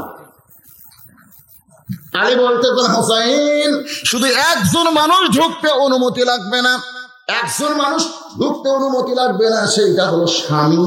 তার বইয়ের ঘরে ঢুকতে কোনো অনুমতি লাগবে না। তাহলে বাবা মেয়ের ঘরে ঢুকতে কি লাগবে? ছেলে মায়ের ঘরে ঢুকতে, কিন্তু স্বামী বইয়ের ঘরে ঢুকতে কথা কয় না কেন? কথা কয় না কেন? লাগবে, অনুমতি লাগবে। বস, ছেলেকে বসাইছে, বস আল্লাহর কোরআনের কাছে। হোসেনকে আল্লাহর কোরআনের কাছে বসতে দিয়ে, কারণ কোরআনের কাছে ছোট বাচ্চারা যদি বসে, ওই বাচ্চারা ফেরেশতার চাইতেও ভালো হয়ে যায়। বসার পারছেন আপনার বাচ্চাদেরকে কোরআনের কাছে? কারণ এই কোরআনের কাছে বসবার গেলে শর্ত হলো লা ইয়ামাসসুহু ইল্লাল মুতাহহারুন। ততক্ষণ পর্যন্ত স্পর্শ করতে পারবি না যতক্ষণ পর্যন্ত পেশাব, পায়খানা, উযু, গোসল ঠিক না হবে। যেরকম কথা ঠিক। হোসেনকে আল্লাহর কোরআনের কাছে বসতে দিয়ে এবার হযরত আলী ফাতেমার ঘরে ঢুকতেছে। রে মায়েরা, বোনেরা, যারা পর্দার অন্তরালে একটু মনোযোগ দিয়ে শোনেন। হযরত আলী ফাতেমার ঘরের মধ্যে ঢুইকা দেখতে পায় ফাতেমা বাম হাতে জাতা ঘুরাই আর ডান হাতে আল্লাহর কোরআন তেলাওয়াত করে। হযরত আলী অন্তরমহলে ঢুকে দেখতেছে ফাতেমা এই বাম হাতে কি ঘুরাচ্ছে? জাতা, বোঝেন? জাতার মধ্যে গম দিছে, জব দিছে, এইটা ঘুরে ঘুরে আটা করতেছে। এই কি হলো তোর? কি এর কি হতে রে? চোখ ধরতে গেলে আশ্চর্য, এলে সিজার করা রে। আসলে তারা সিজার করা বলেন না, আমাদেরও কিন্তু টানে বার করতে ঠেলা পাচ্ছে। আমার দাদি বলতে, ভাই তোর টানে বার করতে গেলে তোর মাথা লম্বা হয়ে গেল, মানে বাড়ায় না, সব বাড়াচ্ছে, মাথা বাড়ায় না। মাথা এরকম লম্বা হয়ে গেছিল, পরে বাইরে করে থাবড়িয়া মাথা গোল করছে। আর এলা তো থাবড়ার লাগেনি, খালি পেট কাটিছে, বার করার সময় একজনও চেতনা ছিল না, গোমের মধ্যে ছিল। মানে আরো 2 দিন পরে বাচ্চা হবে, ডাক্তার কষায় টাকা খাওয়ার জন্য আগেই পেট কাটো, কষ্ট করার কি দরকার? এই সিজার করা গুলা কোরআনের মাহফিলে বসে থাকতে পারবি না তো। আমি যে কথাগুলো বলতেছি ওয়াল আসরে বর্তমান সময়ের জন্য দরকার আছে না নাই? দরকার আছে না নাই? প্রত্যেকটা কথা গুরুত্বপূর্ণ। দরজায় গিয়ে হযরত আলী দেখতে পায় ফাতেমা বাম হাতে জাতা ঘুরাই। দরকার বাম হাতে কি ঘুরাই? জবের আটা, গমের আটা ঘুরাইতেছে জাতার ভিতরে, আর ডান হাতে আল্লাহর কোরআন তেলাওয়াত করতেছে। কোরআনের কয়েকটা আয়াত হাতের মধ্যে নিয়ে ফাতেমা তেলাওয়াত করতেছে। এই দৃশ্য দেখার সঙ্গে সঙ্গে হযরত আলী রব্বানা, সবাই বলেন রব্বানা আতিনা ফিদ দুনিয়া হাসানাতাও ওয়া ফিল আখিরাতি হাসানা ওয়া কিনা আযাবান নার। আল্লাহ, আলী বলতেছে, আল্লাহ তুমি আমাকে কি দিছো? আল্লাহ তুমি কি দিছো? আমি ঘরের দরজায় ঢুকে দেখতেছি আমার ভাঙ্গা ঘর আল্লাহর জান্নাত হয়ে গেছে। সুবহানাল্লাহ, জোরে গা।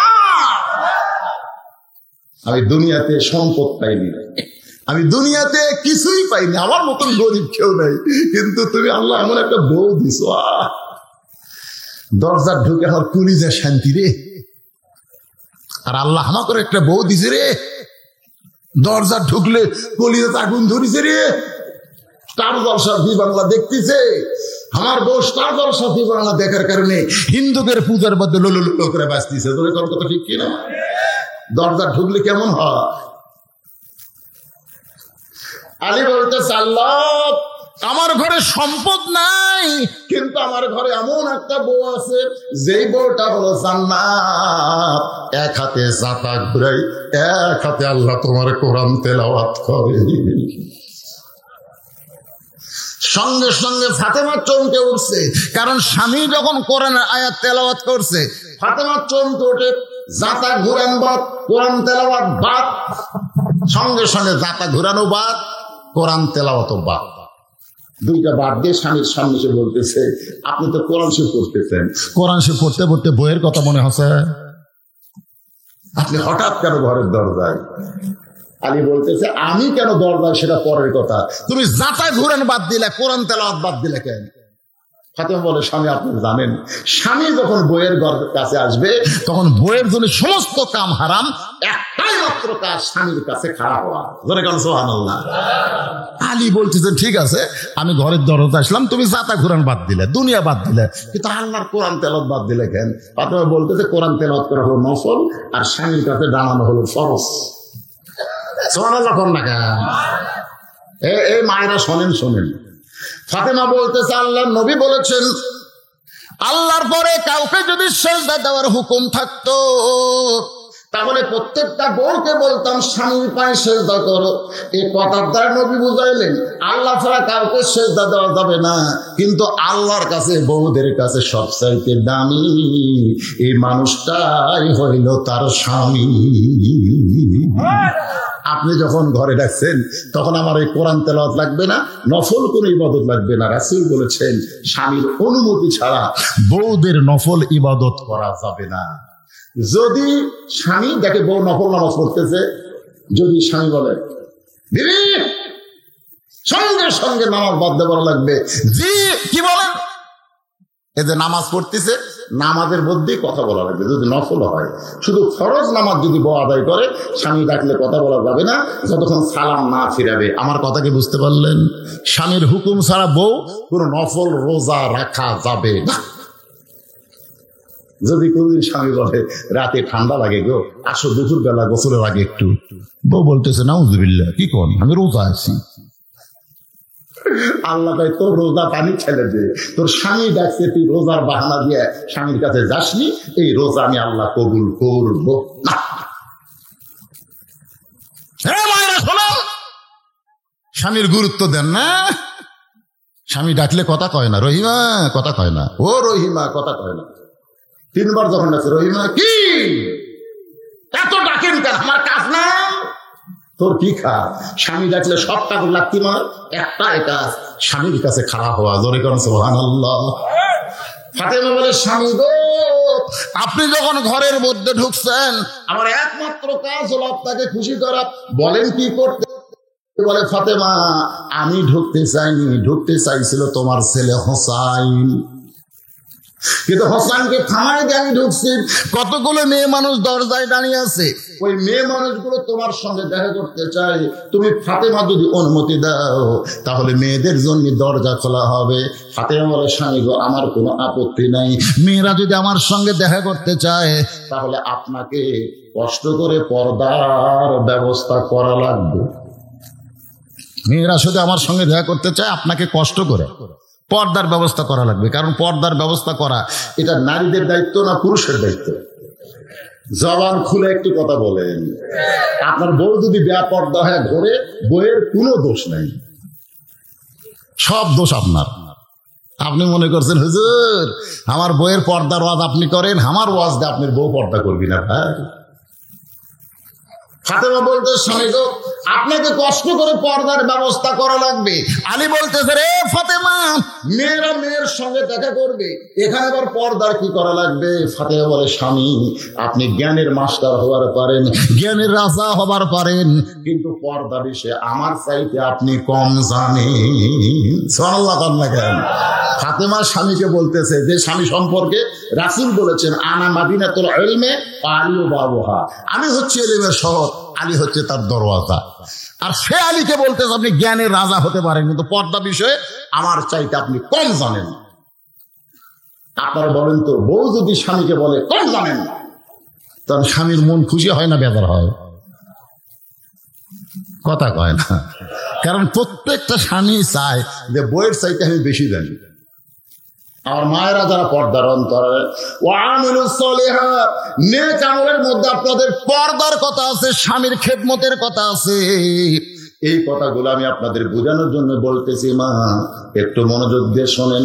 মুসা বলতেছে, ফেরাউন রে, তুই যে আল্লাহর জিকির করতেছিস, তুই যে জিকির করতেছিস, আর সেই জিকিরের মধ্যে বলতেছিস আনা রব্বুকুমুল আলা, আমি সবচাইতে বড় আল্লাহ। তুই খাস না খাওয়াস?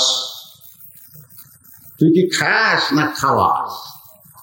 আমি যে আল্লাহর গোলামি করি, যে আল্লাহর তাবলীগ করি, যে আল্লাহর জিকির করি, সে আল্লাহ খাওয়ায়, সে আল্লাহ কোনোদিন খায় না। তখন ফেরাউনের কাছে একজন প্রধানমন্ত্রী বসে আছে। ধরে কোন কি মন্ত্রী? আসরের 4 রাকাত নামাজ কিন্তু আপনাকে শোনাচ্ছি। কি বিরক্ত হচ্ছেন? প্রধানমন্ত্রীর নাম হলো হামান। ধরে কোন নাম কি? হামান সাহেবের থেকে বলতেছে আমার আল্লাহ খায় না, আমার আল্লাহ খায়, মানে হামানের আল্লাহ ফেরাউন। সেই জন্য হামান বলতেছে আমার আল্লাহ খায়। মুসা বলতে তুই তো ফেরাউনকে নষ্ট করলি রে। আজকে আমাদের বাংলাদেশে এরকম কিন্তু হামান মার্কা মন্ত্রী আছে যারা জীবনে চেয়ারম্যান হবার পারবি না, বিনা ভোটে এমপি মন্ত্রী হয়। এর কে যা মশানো হচ্ছে ভাই, জোরে কোন কথা ঠিক না। মুখে যা আসে তাই কয়। এক হামান মন্ত্রী গত পূজার মধ্যে বলছিল হিন্দু করো, তোমাদের ঠাকুরকে আমার কথা একটু বলো। মুসলমান মন্ত্রী হিন্দুদের বলতেছে তোমাকে ঠাকুরকে আমার কথা একটু বলো। শালা চাপাত দুটা মারা দরকার। প্রত্যেক নামাজের রাকাতে লা সালাতা ইল্লা বিফাতিহাতিল কিতাব, নামাজ হবে না সূরা ফাতিহা ছাড়া। আল্লাহ বলতেছে ইয়াকা না'বুদু ওয়া ইয়াকা নাস্তাইন, যা কিছু আছে আমার কাছে বল। জোরে তোর কথা ঠিক কি না? আমি ছাড়া শোনার কে আছে রে? 3টা চৌকিদার আমাকে বললো হুজুর হিন্দুদের পূজা পওরা দিয়ে আমাকে লাভ আছে। হুজুর কি লাভ দেয়? হুজুর ওই যে খাবার দিয়ে দেয়, ওই শালা তো খাবার পারে না, আমরাই খাই। পায়েস দেয়, লাড়ু দেয়, ঘিয়ের লাড়ু দেয়, মুখের আগে দিয়ে যায়, ওগুলা তো গেলে ছায়া থাকে, আমরা সমানে খাই। আমি বললাম ভাই এবার কি দেখলে? একটা মারাত্মক জিনিস দেখছি, আপনি বলা যাবে না। আমি বললাম কেন বলা যাবে না? আপনি তো বক্তা মানুষ, স্টেজে বলে দিবেন। আমি বললাম না রে ভাই বলবো না, কি দেখছিস? হুজুরুল্লাহ খাইয়া তো আমরা মোটা হয়ে গেছি, ঘুম ধরে গেছে। হঠাৎ ঘুমোতে চেতন ভাই দিকে রাত 10 ওরই সামনে খাবার আছে, এক কুত্তা খাচ্ছে, এক কুত্তা সমানে খাচ্ছে। ওইখানে চাই আছে হাত নিয়ে, 10টা হাত নিয়ে চাই আছে। কুত্তা খেতে পারে না, কিছুক্ষণ পরে কুত্তা খাবরা খেতে দিল। মনে মনে করে শালা নমস্কার করিস, ওই কুত্তা খেতে আমরা পারে না রে।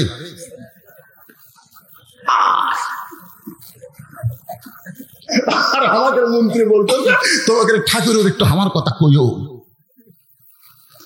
আরে কলজা চলতেছে, আল্লাহ পরিবর্তন করে দিলে কিছু একটা হবি। জোরে কথা ঠিক না? এখন পারতিস না, খালি অ্যাঙ্গেলে মেরে যাচ্ছি ভাই। আল্লাহর বান্দার একটু মনোযোগ দা কথাগুলো শোনেন। আসরের 4 রাকাত ফরজ নামাজ কেমনে পাইলাম? নামাজটা পড়লে আমাদের লাভটা কি? এরপরে মাগরিব, এরপরে এশা। কারণ মসজিদের কারণে মাহফিল, সেই মসজিদের মধ্যে নামাজ হবে। আর নামাজ নিয়ে গুরুত্বপূর্ণ আলোচনার দরকার আছে না নাই? যদি রাগ করেন, কারণ ঘড়ির দিকে তাকিয়ে দেখেন 11:30 বাজে, রাগ করতেছেন, মন খারাপ করতেছেন। অসুস্থ মানুষের জীবনের শেষ ওয়াজ, আর হয়তো আপনাদের সামনে আসতে পারবো না, এই নিয়তে ওয়াজ করতেছি ভাই। যে ওটা বসা করবেন না, ওটা বসা করলে আমার মনের মধ্যে কষ্ট হবে। আমি এত অসুস্থ নিয়েছে, গোটা শরীর আমার ঘা, গোটা শরীর প্যারালাইসিস হয়ে গেছে, আমার শরীরে ঘা হয়ে গেছে। ওয়াজ করা খুবই কষ্ট, তারপরে করতেছি। আপনার যদি ওটা বসা করেন, একজনে ওঠেননি এখনো, যদি ওটা বসা করেন তাহলে আমার খুবই কষ্ট হবে। উঠবেন, আচ্ছা ঘুমাবেন, ঘরে কারণে ঘরে কারে বসো বসো বাবা, আসরের ওয়াজ হচ্ছে রে, আসরের। ওয়াল আসরি ইন্নাল ইনসানা লাফি খুসর ইল্লাল্লাযীনা আমানু ওয়া আমিলুস সলিহাতি ওয়া তাওয়াসাউ বিল হক ওয়া তাওয়াসাউ বিস সাবর। সূরা আচ্ছা, এখন যে নামাজের ওয়াজ হচ্ছে, নামাজের নাম কি? হামান বলতেছে আমার আল্লাহ খায়। মুসা বলতেছে হামান রে তোর জন্যই তুই নষ্ট হতো। যে আল্লাহ খায়, খাওয়ার মধ্যে যদি কম বেশি হয় খেলা আছে। আমাকে ডাক্তার বলছে আপনার এত রোগ হওয়ার কারণ হলো খাওয়ার মধ্যে কম বেশি। আপনার ডায়াবেটিস আছে আপনি জানেন না? জানি তো। মুখের দই দিলা খান কেন? গরুর গোস্ত দিলে খান কেন? খালি শাক খাবেন, ডাল ঘাটি খাবেন, এটা খাবেন, ওটা খাবেন, নারীর তলকার জিনিস খাবেন না, ওপরে জিনিস খাবেন। আমি কই ভাই যেগুলা খাওয়া নিষেধ করতেছেন এগুলাই খালি খাওয়ার মন চায়। এই জন্য আমাকে একজন গরুর গোস্ত দিচ্ছে আজকে। বলে ভাই দেখা চলবি, খাওয়া চলবি না। কারণ খাওয়ার মধ্যে কম বেশি করলে বিপদ আছে। ধরে তোর আছে না নাই? নিজের বাড়িতে 600 টাকা কেজি গোস্ত, 1 কেজি গোস্ত 4 কেজি আলু, বউ তরকারি পাক করে দিছে, ওই আলু দিয়ে 2 থালি খেয়ে বলতেছে আলুর মধ্যে কি স্বাদ রে। বউ কয় না এত কষ্ট করে গোস্ত কিনে আনছে, 2 টুকরা খান। বগুনের বেটি গোস্ত খাওয়া লাগবে না, ঠিক আছে? বউ জোর করে 1 টুকরা গোস্ত দিছে, ওই 1 টুকরা গোস্ত দিয়ে 8 গাছ ভাত খাবে। মানে কামড় দিয়ে গোস্ত থরি ভাত খায়, কামড় দিয়ে গোস্ত থরি ভাত খায়। 1 টুকরা গোস্ত 8 গাছ খাচ্ছে। পরের দিনে এই লোকটা অন্য এক বাড়ির দাওয়াত পাচ্ছে, 4 কেজি গোস্তের মধ্যে 1 কেজি আলু। গোস্ত হলো 4 কেজি, আলু হলো 1 কেজি। আর সামনে যখন গোস্ত তরকারি দিয়েছে ভুল করে একটা আলু আছে, সে আলু বম থেকে খেয়ে দিচ্ছে। নিজের বাড়িতে আলু দিয়ে কয় থালি খাচ্ছে, আর পরের বাড়িতে আলু 1টা আছে, সবই গোস্ত, 1টা আলু কিলো আছে। বাড়িতে 1 গাছ গোস্ত 8 গাছ ভাত খায়, আর পরের বাড়িতে 1 গাছ ভাতের মধ্যে 4 পিস গোস্ত ঢুকে। ভাত খায় আর ভাত খায়, খালি গোস্ত খায়, খালি গোস্ত খায়। কারণ জানি নিজে হলো কিনা গোস্ত, পরের বাড়ি ফ্রি খাওয়া। এই ফ্রি খাওয়া মানে টুটি পর্যন্ত খাচ্ছে। আল্লাহ রাসূল কইছে খাওয়ার সময় 3 ভাগ করো, 1 ভাগ খাদ্য, 1 ভাগ পানি, 1 ভাগ ছাতা। এই তরিকায় যদি খাও তোমার কোনোদিন এই বুকের চাইতে পেট উঁচা হবে না। কিন্তু আমরা খাওয়ার বসে ইচ্ছা মতো খাই, একসময় দেখা যাচ্ছে বুক এটি পেট এটি, মনে হয় 10 মাসে পোয়াতি। জোরে কোন কথা ঠিক কিনা? কেন মরদ মানুষের পেটে বড় হবি খাই। তো এখন খাচ্ছে ভাই, সেই খাওয়া খাচ্ছে। এখন পেটের যে কলকবজা আছে 250 গ্রাম হজম করা পারে, কিন্তু ঢুকাছে 700 গ্রাম। তো কলকবজা বলতেছে আল্লাহ এমন গুদাম করছে আমরা তো হজম করা পারতেছি না। আল্লাহ তো স্ট্রাইক কর, স্ট্রাইক কর। এই হজম করার যন্ত্র স্ট্রাইক করছে, গোস্ত পছন্দ হচ্ছে। এখন ওর মধ্যে ধুমা ঢেকুস মারতেছে। আশেপাশের লোকজন কয় কে রে তোর ভেতর থেকে পচা পচা গন্ধ পারাই কে, মানে হজম হয়নি, পচে গেছে। তুই তো বাঁচবি না, তোর ধুমা ঢেকুস হয়। তাড়াতাড়ি ডাক্তারের কাছে না, ডাক্তারের কাছে গেলে হজমি জারক জাইমেট একজন ছেলের কাছে একসঙ্গে স্পিরিট আর টাইগার খান। স্পিরিট, টাইগার, 7-আপ, পেপসি সব খাওয়ার কারণে আপাতত যেগুলো পচে গেছিল এগুলো সব পানি হয়ে গেছে। এখন কি হয়ে গেছে? এখন পানি হয়ে গেলে কি হবি?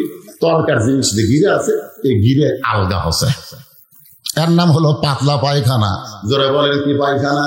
এর নাম হলো ডিসেন্ট্রি। মুসা বলতে ফেরাউন এইরকম যদি কোনোদিন হয় আনা রব্বুকুমুল আলা, তুমি সবচাইতে বড় আল্লাহ, তাহলে তোমার অবস্থা কি? ফেরাউন মনে করেন পায়খানা করবার গেছে, পেটে কামড় মারছে, বসে গেছে, আবার উঠছে পানি খরচ করে, আবার পেটে কামড় মারছে, আবার বসে গেছে, আবার উঠছে পানি খরচ করে, আবার পেটে কামড় মারছে, আবার বসে গেছে। খালি যখনই বসতেছে খালি ধর করে পাতলা পায়খানা। একবার পায়খানায় দিয়ে 4-5 বার ওটা বসা করার শেষবারে যখন ফেরাউন উঠতে চায় শরীরে আর কোনো শক্তি নাই, কাত হয়ে পায়খানার মধ্যে পড়ে গেছে। আনা রব্বুকুমুল আলা, কাত হয়ে গেছে। জোরে কোন কি হয়ে গেছে? উদু ইলা সাবিলি রব্বিকা। মুসা হিকমতের সাথে দাওয়াত দিচ্ছে। এখন ফেরাউন কাত হয়ে বলতেছে এ আমার সাঙ্গ পাঙ্গ তোমরা কোথায় রে? আমি আল্লাহ হয়ে দুর্বল হয়ে কাত হচ্ছি, তোমরা টানিয়ে বার করো।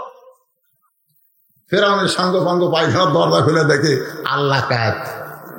জোরে কোন কি কাত? আল্লাহ যখন কাজ হচ্ছে সবাই তারা আল্লাহ বলে মানে না। অনেকে খালি চাকরি করে বেতন খাওয়ার জন্য, বুঝছেন? কিন্তু ফেরাউন মানে না। কারণ ফেরাউন কাজ হচ্ছে, ওরা রাগ করে বলতেছে এত ক্ষমতার অহংকার করেন, 1 লাখ বাড়াবার পারেন না? আজকেও বাংলাদেশের অনেক ফেরাউন আছে, ক্ষমতার অহংকার করে, দুইজন মাজা ধরছে আর জবান খুলে বলতে যে খেলা হবি, মাজা ছেড়ে দিলি টপ করে পড়বি। ধরে কর কথা ঠিক কিনা? একলা একলা বাড়াবার পারেন না। সঙ্গে সঙ্গে ফেরাউন বুঝবার পারছে মুসা তার আসল জায়গায় হাত মারছে। সঙ্গে সঙ্গে ফেরাউন বলে ধর। যেই বলছে ধর, মুসা বলতেছে আল্লাহ ফেরাউন তোমাকে ধরবার চায়। আল্লাহ বলে মুসা দৌড় দে। মুসা বলতেছে আল্লাহ জনগণ বলবে। মুসা ফেরাউনের ভয়ে দৌড়াই। আল্লাহ বলে আরে মুসা না, ফেরাউনও যাবে তুমিও যাবে, তুমি পার হবে, কিন্তু ফেরাউন আর পার হওয়ার পারবে না। পরিবর্তন নিজের চোখে দেখতে হবে। মুসা নবী দৌড়াই, ফেরাউন সাঙ্গ পাঙ্গ নিয়ে দৌড়াই। এমন একটা জায়গায় গেছে যে জায়গায় গেলে মুসার দৌড়াবার পারে না। মুসা বলে আল্লাহ সামনে দৌড়িয়া, এখন কেমনি দৌড়াই? ফেরাউন বলে মুসা আর দৌড়াবি না, তিন দিকে আমরা সৈন্য সশস্ত্র হয়ে দাঁড়ায় গেছি, একদিকে দৌড়িয়া এখন তুই করবি কি? আল্লাহ ডাকতে বলে মুসা রে, নাসরুম মিনাল্লাহি ওয়া ফাতহুন কারীব ওয়া বাশশিরিল মুমিনিন। আমি আল্লাহ তোমার জন্য 12টা রাস্তা করে দিলাম।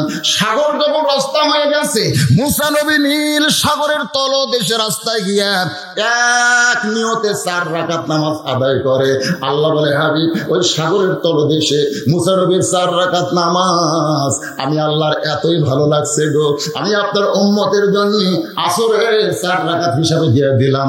আপনার উম্মতেরা আসরের 4 রাকাত নামাজ যখন জামাতের সঙ্গে আদায় করবে, মুসা নবীর সমপরিমাণ সওয়াব আমি আল্লাহ দিয়া দিব। লিল্লাহি তাকবীর, লা ইলাহা ইল্লাল্লাহ, লা ইলাহা ইল্লাল্লাহ মুহাম্মাদুর রাসূলুল্লাহ। ইয়াকুব নবী বাস করিতেন কেনানে, সবার চাইতে ভালোবাসতেন ইউসুফকে। আপনারা সকলেই ঘটনা জানেন। ইউসুফকে 10 ভাই কূপের মধ্যে ফেলে দিয়েছিল, সেখান থেকে ইউসুফ নবীকে বিক্রি করা হলো। জুলাইখা লালন পালন করে এক সময় লালসা পূরণ করার জন্য অন্যায় কাজ করতে চাইলো। ইউসুফ যখন রাজি হলো না, ইউসুফকে জেলখানায় বন্দি করা হলো। বিনা দোষে দোষী করে ইউসুফ নবী জেলখানায় বন্দি হলো। সেখান থেকে আল্লাহ তাকে মুক্ত করে এক সময় মিশরের প্রেসিডেন্ট বানায় দিল। যে 10টা ভাই তাকে কুয়ার মধ্যে ফেলে দিয়েছিল, 10টা ভাই তার কাছে খাবার গুনে সাহায্য প্রার্থনা করলো। ইউসুফ নবী তার ধৈর্য ধারণ করে তাদের মাফ করে দিল। বাবা ইয়াকুবের সঙ্গে যখন দেখা হয়, ইয়াকুব নবী 2 কানা হাত বাড়ায় দিছে ইউসুফকে বুকের মধ্যে নেওয়ার জন্য। আল্লাহ বলে ইন্নামা আমওয়ালুকুম আওলাদুকুম ফিতনা। এত বছর পরে আমি আল্লাহ ইউসুফকে তোমার বুকে দিচ্ছি, অথচ আমার শুকরিয়া তুমি কি করেছো? সঙ্গে সঙ্গে এক নিয়তে ইয়াকুব নবী 3 রাকাত নামাজ আদায় করে, 2 রাকাত ইয়াকুব, 1 রাকাত ইউসুফ। আল্লাহ বলেন হাবিব ওই 3 রাকাত নামাজ আমার এতই ভালো লাগছে, আপনার উম্মতের জন্য মাগরিবে 3 রাকাত ফরজ হিসাবে দিয়ে দিলাম। আপনার উম্মতেরা মাগরিবে 3 রাকাত নামাজ জামাতের সঙ্গে যখন আদায় করবে, ইয়াকুব ইউসুফ নবীর সমপরিমাণ সওয়াব আমি আল্লাহ দিয়া দিব। আমাদের নবী দুনিয়াতে আসার আগে 500 বছর আগে একজন নবীকে আল্লাহ দুনিয়া থেকে 4র্থ আসমানে নিয়ে গেছে। সেই নবীর নাম হলো ঈসা নবী। ধরে বলেন নাম কি? ঈসা নবীকে আল্লাহ যখন দুনিয়া থেকে আসমানে নিয়ে যায়, ঈসা নবী আল্লাহকে বললেন, আল্লাহ দুনিয়াতে মানুষ মরার জন্য যায়, কিন্তু আমার তো মৃত্যু হলো না, এখান থেকে একটা শিক্ষা আমাদের গ্রহণ করতে হবে। দুনিয়াতে মানুষ থাকার জন্য আসে না মরার জন্য আসে? এ ভাই সবাই বলেন, আপনার কি থাকার জন্য না মরার জন্য? একে সত্যি কথা, মরা লাগবে, মরা লাগবে, কিন্তু যেভাবেই হোক আমাদের মৃত্যু হবে। এমনকি যে আজরাইল আমাদের জান কবজ করে, সে আজরাইলকেও মরতে হবে। কুল্লু নাফসিন যায়কাতুল মাউত, তার মধ্যে আজরাইল আছে না নাই? আল্লাহ যখন বলে আজরাইল খোঁজ করে দেখো তো আর কেউ আছে? আজরাইল কয় আল্লাহ সব খুঁজে দেখছি, কেউ নাই। আল্লাহ কয় ভালো করে খোঁজো। আজরাইল বলতেছে আল্লাহ ভালো করে খুঁজছি, কেউ নাই। আল্লাহ বলে আছে রে। আজরাইল কয় নাই। আল্লাহ কয় তাহলে তুমি? আজান করছে আল্লাহ, আমার কথা তো আমার মনেই নাই। আল্লাহকে এখন জান তোমার কবজ করো। আল্লাহকে আমার জান আমি কিভাবে কবজ করবো? জনগণের জান, পশু পক্ষীর জান তুমি যেভাবে কবজ করছো তোমারটাও সেভাবে কবজ করো। আজরাইল বলবে আল্লাহ আগে যদি জানতাম আমার জান আমাকে কবজ করা লাগবে তাহলে এই দায়িত্ব আমি নিতাম না। আল্লাহ কান্দা কান্দা তোমার কাছে ফেরত চাইতাম। একটু মনোযোগ দিয়ে শোনেন। কুল্লু মান আলাইহা ফানিউ ওয়া ইয়াবকা ওয়াজহু রাব্বিকা যুল জালালি ওয়াল ইকরাম। শুধু আল্লাহ ছাড়া বাদ বাকি সবাই ফানা হবে, সবাইকে মৃত্যুবরণ করা লাগবে। আল্লাহ কয় ঈসা তোমারও মৃত্যু হবে। ঈসা বলতেছে আল্লাহ আমার মৃত্যু কি চতুর্থ আসমানে হবে? আল্লাহ কয় ঈসারে আবার তোমাকে দুনিয়াতে প্রেরণ করা হবে। ঈসা বলতেছে আল্লাহ কবে আবার নবী করে প্রেরণ করবেন? আল্লাহ কই নবী করে নয়, বিশ্ব নবীর উম্মত করে তোমাকে প্রেরণ করা হবে। যেই বলেছে বিশ্ব নবীর উম্মত করে প্রেরণ করা হবে, সঙ্গে সঙ্গে ঈসা নবী খুশি হইয়া 4 রাকাত নামাজ পড়ে বলে মাবুদ নবী করে আমার দুনিয়াতে প্রেরণ করেছেন, আমি তেমন খুশি হইনি আল্লাহ, কিন্তু শেষ নবীর উম্মত করে আমারে প্রেরণ করবেন, তার শুকরিয়া তাই 4 রাকাত নামাজ আদায় করলাম। ঈসা নবী আমাদের নবীর উম্মত হওয়াতে যদি খুশি হয়, আপনারা বলেন তো আমরা খুশি না বেজার? তাহলে সকলে বলেন নবী না হয়ে দুনিয়ার না হয়ে ফেরেশতায় আল্লাহর হয়েছি উম্মত আপনার, তার তরে শুকর কোটিবার। ঈসার 4 রাকাত নামাজ আদায় করলে আল্লাহ বলে হাবিব চতুর্থ আসমানে ঈসা নবীর 4 রাকাত নামাজ আমি আল্লাহর এতই ভালো লাগছে, আপনার উম্মতের জন্য এশার 4 রাকাত ফরজ হিসেবে দিয়ে দিলাম। আপনার উম্মতেরা এশার 4 রাকাত ফরজ নামাজ যখন মসজিদে জামাতের সঙ্গে আদায় করবে, ঈসা নবীর সমপরিমাণ সওয়াব আমি তার আমল নামায় দিয়ে দিব। আজকের এই নামাজের ওয়াজ শোনার পরে কোন নামাজ বাদ দেওয়া যায়? আপনারা কোন কোনটা বাদ দেওয়া যায়? মাশাআল্লাহ। তাহলে 5 ওয়াক্ত নামাজ যদি আমরা শুরু করে দেই, আল্লাহ ওয়াদা করেছেন ইন্নাস সালাতা তানহা আনিল ফাহশাই ওয়াল মুনকার, একমাত্র নামাজই পড়ে যুবকদের ভালো করতে। ধরে কোন কথা ঠিক কিনা? সমস্ত খারাপি থেকে আজকে আর্জেন্টিনার পতাকা আমরা টাঙ্গাইছি, ব্রাজিলের পতাকা টাঙ্গাইছি, লজ্জা করার কথা ভাই। যেই টাকা আমরা পতাকার পিছনে খাটাইছি সেই টাকায় এই শীতের মধ্যে কত গরিব দেখবেন রাস্তাঘাটে ঘুম পাড়তেছে, তাদের একটা শীতের পোশাক নাই। ধরে কোন ঠিক কিনা? যে টাকাতে পতাকা কিনেছি ওই টাকা যদি ওদেরকে দান করে দিতাম আমরা জান্নাত পেতাম। আর পতাকা যারা টাঙ্গাইছি মান তাশাব্বা বিকওমিন ফাহুয়া মিনহুম, রাসূল বলেছেন যে জাতিকে যে মহব্বত করবে, যে জাতির অনুসরণ করবে, যেই জাতির পতাকা টাঙ্গাবে, যেই জাতির জার্সি দাওয়াত দেবে, ওই জাতির সাথেই তার হাসন নাসর হবে। মেসি কি খ্রিস্টান নাস্তিক, তার নেইমার কি ওরকে জার্সি দাওয়াত দেবে বাবালে। এই চুপকেরা পতাকা ছিল আমার এলাকার এক লোক এই সৌদি আরবের কাছে আর্জেন্টিনার যেদিন ঠকলো ভাই, ওই পতাকাও পুড়িছে জার্সিও পুড়ছে। এগুলো পুড়িস মন বড় খারাপ হুজুর, আর্জেন্টিনা ঠকছে। পাগলা তোর মন খুশি হওয়ার কথা, কার কাছে ঠকছে জানিস? কার কাছে ঠকছে রে? খ্রিস্টান ঠকছে মুসলমানের কাছে। আর গোটা পৃথিবীর মধ্যে সবচেয়ে নাম্বার 1 মুসলমান হলো সৌদি আরব। জোরে কোন কথা ঠিক কিনা? যাদের পতাকা হলো লা ইলাহা ইল্লাল্লাহ মুহাম্মাদুর রাসূলুল্লাহ, সে লা ইলাহা ইল্লাল্লাহ মুহাম্মদ রাসূলুল্লাহর কাছে ওই নাস্তিকদের পতাকা ঠকিছে। তুই সেই কান্দিস করে বুঝি না সৌদি আরব কি আর্জেন্টিনা নাকি বুঝি না। এই যুবক আমাদের বোঝার দরকার আছে না নাই ভাইজান? সবাইকে আল্লাহ সহি বুঝ দান করুক, 5 ওয়াক্ত নামাজি কবুল করুক, মা বোনদের পর্দার মধ্যে আল্লাহ কবুল করুক। সকলে বলে আল্লাহুম্মা আমিন। এই দুটা বলে দিয়ে মোনাজাত হচ্ছে। আল্লাহ তোমার একজন বান্দা আলহাজ নাসির উদ্দিন 10,000 টাকা দান করেছে, আল্লাহ তার দানকে কবুল করেন। দুলু বেগম এটা কেমন? দুলু আমাদের মরদ মাইছে নাম, দোলেনা বেগম। হ্যাঁ দোলেনা বেগম হবে। 2 মণ ধান দান করছে। মেয়ে মানুষ ধান দান করতেছে, রক্তর ভালো আলহামদুলিল্লাহ। মরদ মানুষ না দিলে কি করবে? মেয়েরাই দেবে। আস্তাগফিরুল্লাহ পড়েন, আস্তাগফিরুল্লাহ রাব্বি মিন কুল্লি জামবি ওয়া তুবু ইলাই। মোনাজাত করে দেবো। কি আছে? তাবারক আছে, মাশাআল্লাহ, তাবারকেরও ব্যবস্থা আছে রে। হ্যাঁ, একটু লাইন হয়ে বসেন তো, আল্লাহর রাস্তায় বসেন বসেন।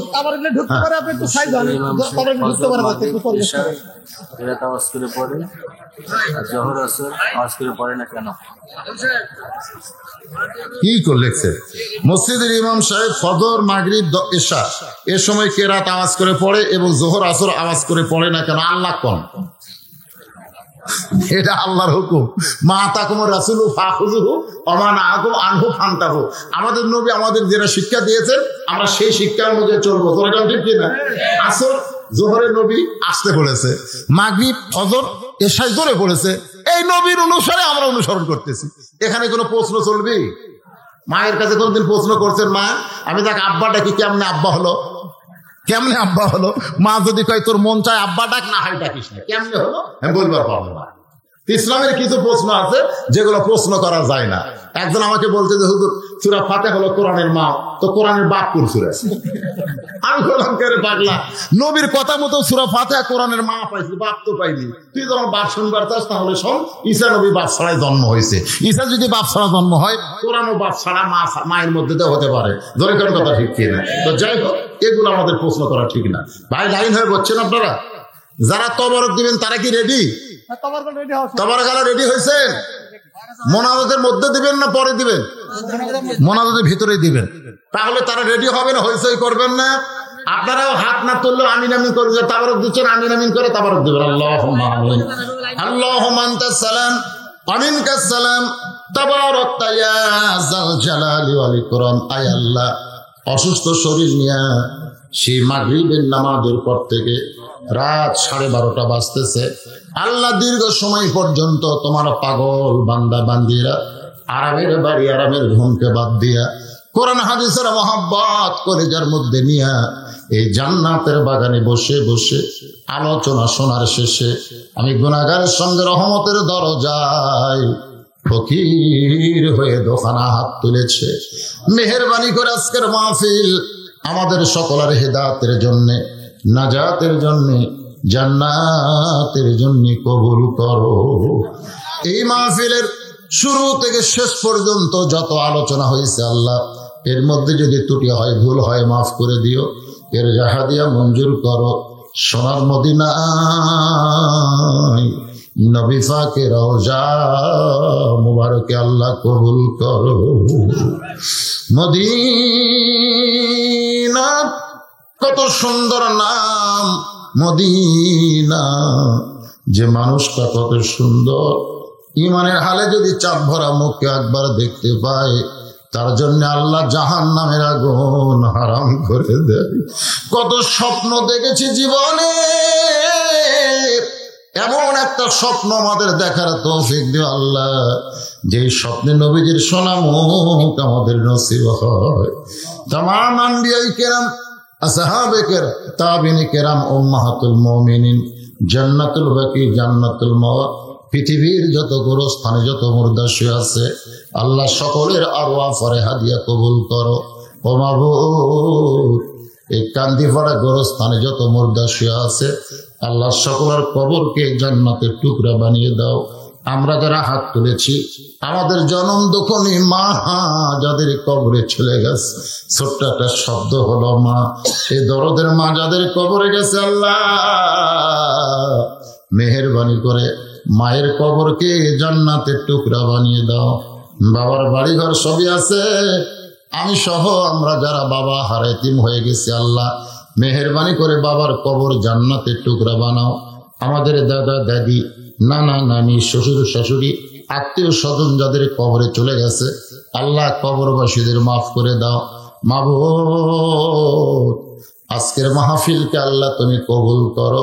আজকের মাহফিলের সম্মানিত সভাপতিকে আল্লাহ তুমি কবুল করো, সহসভাপতি কবুল করো, মসজিদের ইমামকে কবুল করো, খতিবকে কবুল করো। আজকের মাহফিলের প্রধান অতিথি পলক এমপিকে আল্লাহ তুমি কবুল করো। আজকের মাহফিলের বিশেষ অতিথি ইউনিয়ন পরিষদের চেয়ারম্যান রুবেলকে আল্লাহ তুমি কবুল করো। আয় আল্লাহ তাআলা, সুধীজন অতিথি বৃন্দ যারা মসজিদের জন্য টাকা পয়সা দান করলো সিনের দান করলো নগদ নাকি? আল্লাহ সকলকে তুমি কবুল করো। আল্লাহ এই কান্দিপাড়া উত্তর পাড়ের উপরে ছোট্ট একটা পাড়া 27 ঘর নিয়ে বসবাস করে। আল্লাহ কষ্ট করে মেহনত করে মসজিদ শুরু করে দিয়েছে, আজকের মাহফিল আয়োজন করেছে। আল্লাহ গোটা পাড়াটার উপরে আল্লাহ তুমি রহমত বরকতের দরজা খুলে দাও। আল্লাহ মেহেরবানি করে আমার বাপজি হযরত আলী, আল্লাহ গত বছর আসতে পারি নাই, মনটা ভেঙে গেছিল, স্টেজের উপরে বসে বসে কেঁদেছে। ও মাবুদ, অসুস্থ শরীর নিয়ে এবার আমি এসেছি। আল্লাহ গো, গোটা পাড়ার উপরে রহমত বরকতের দরজা খুলে দাও। আল্লাহ আমার মা বোনেরা পর্দার অন্তরালে বসে বসে ওয়াজ শুনেছে। ও মা, আপনাদের বিরুদ্ধে কোনো কথা বলিনি মা, পর্দার পক্ষে কথা বলতে গিয়া মনে কষ্ট নিয়েন না। মায়েদের জন্য দোয়া করে আল্লাহ মা ফাতেমার চরিত্র দান করে দাও। অসুস্থ আমি সহ যারা হাত তুলেছে আল্লাহ সবাইকে পরিপূর্ণ সুস্থ করে দাও।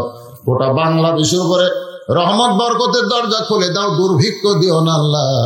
গোটা বাংলাদেশের উপরে রহমত বরকতের দরজা খুলে দাও আল্লাহ। 5 ওয়াক্ত নামাজের ওয়াজ করলাম, আমাদের 5 ওয়াক্ত নামাজের পাবন্দি কবুল করে নাও। মসজিদ কমিটির সভাপতি, সেক্রেটারি, কেশিয়ার সদস্য, ইমাম, মুয়াজ্জিন, মুসল্লি, আল্লাহ সকলকে তুমি কবুল করো। আল্লাহ কত মানুষের জানাজার নামাজ পড়েছি ভাই, এই 2 হাত দিয়ে আমরা কত কবরে মাটি দিয়েছি। একদিন আমরা সবাই মরে যাব। যেদিন আমরা মরে যাব, দিনটা যেন জুমার দিন হয়, মাসটা যেন রমজান মাস হয়। ইমানের সাথে ইজ্জতের সাথে দুনিয়া থেকে বিদায় নেওয়ার কালে আমাদের জবানে জারি করে দিও, লা ইলাহা ইল্লাল্লাহু মুহাম্মাদুর রাসূলুল্লাহ।